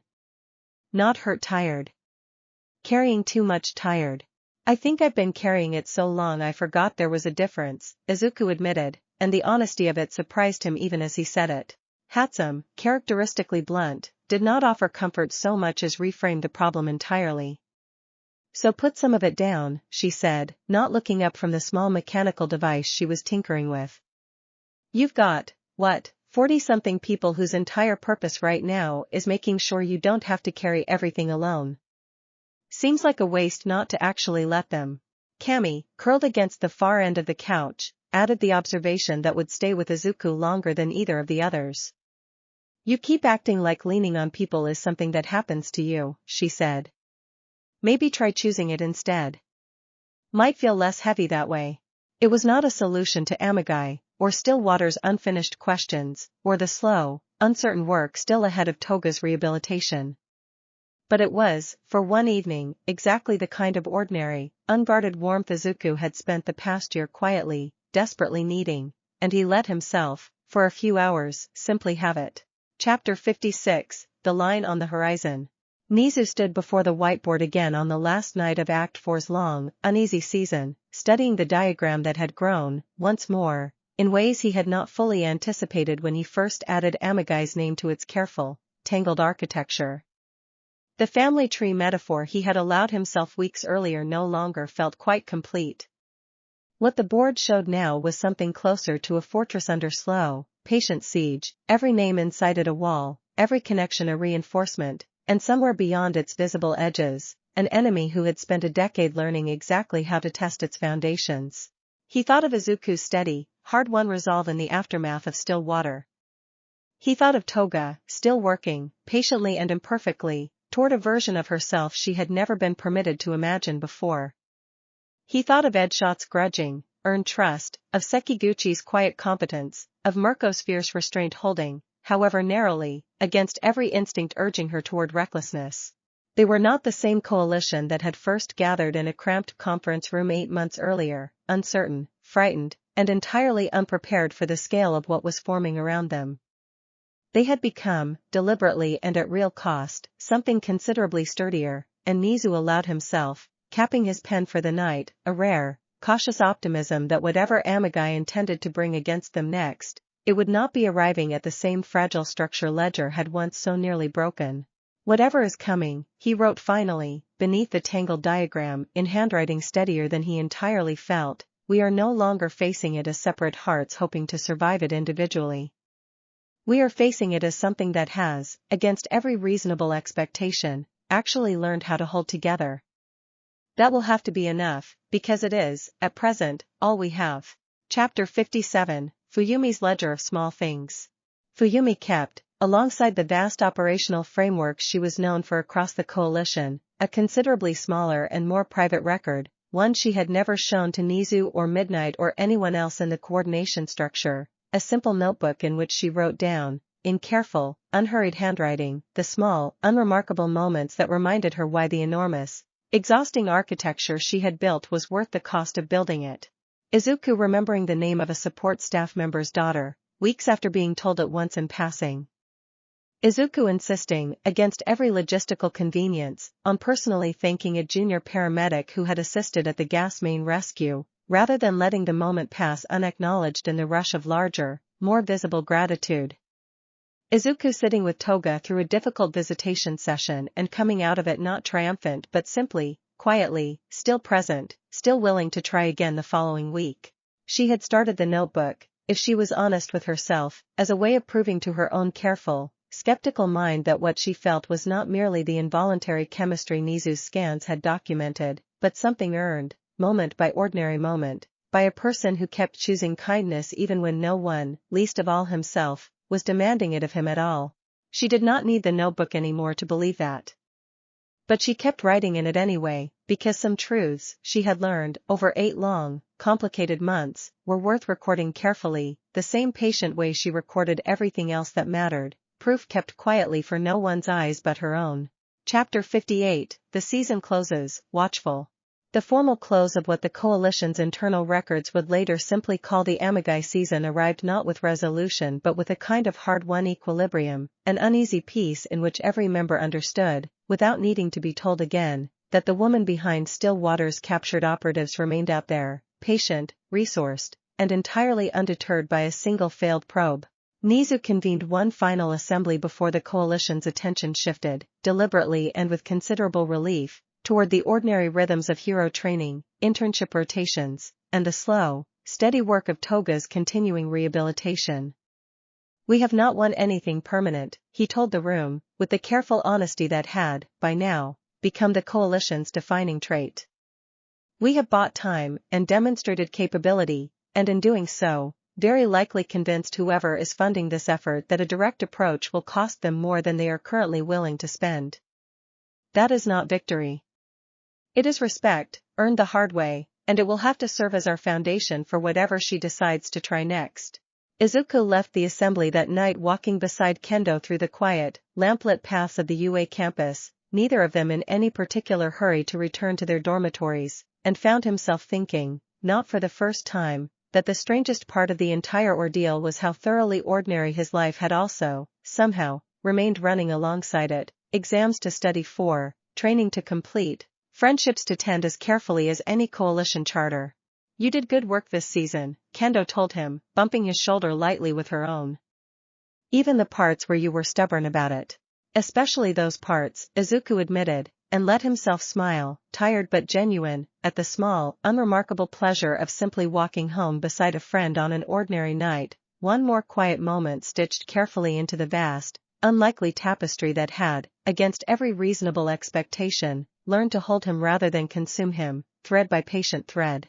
Above them, in an office 3 floors up, a whiteboard sat covered in careful, tangled handwriting, waiting patiently, as it always did now, for whatever the next long season would bring, patient in its own quiet way, the same way everyone who had gathered around the name written at its center had slowly, deliberately, learned to be. Chapter 59, Correspondence. Late that same night, long after the campus had gone quiet, Izuku sat at his desk and wrote 2 letters he had been putting off for weeks, the kind of ordinary, overdue correspondence that had nothing to do with threat assessments or coalition charters and everything to do with simply being a person who owed people honesty. The first went to Toga, a short update on nothing especially dramatic, how his exams were going, a joke Hatsum had made that he thought might actually make her laugh, a promise that he would be at his next scheduled visit no matter how the coalition's larger concerns tried to crowd the calendar. The second went to his mother, longer and considerably more difficult to write, an attempt, imperfect but sincere, to explain in plain, unguarded language just how large his life had become since the last time he had truly sat down and told her everything. He did not manage to explain all of it. Some of it, he suspected, would take years rather than a single letter to fully untangle, for both of them. But he sealed both envelopes with the same quiet, deliberate care he had learned to bring to everything that actually mattered, and set them on his desk to send in the morning, and finally, for the first time in what felt like a very long season, let himself sleep without bracing for whatever might come next. Somewhere beyond the reach of anything the coalition could currently see, in a modest, unremarkable research facility surrounded by rice fields and quiet, unsuspecting neighbors, Dr. Amagai reviewed the outcome of still water with the same detached patience she brought to every setback, made 3 careful notes in a private research log considerably older and more thorough than anything Ledger had ever kept, and began, without hurry, without anger, and without the faintest intention of stopping, planning her next approach.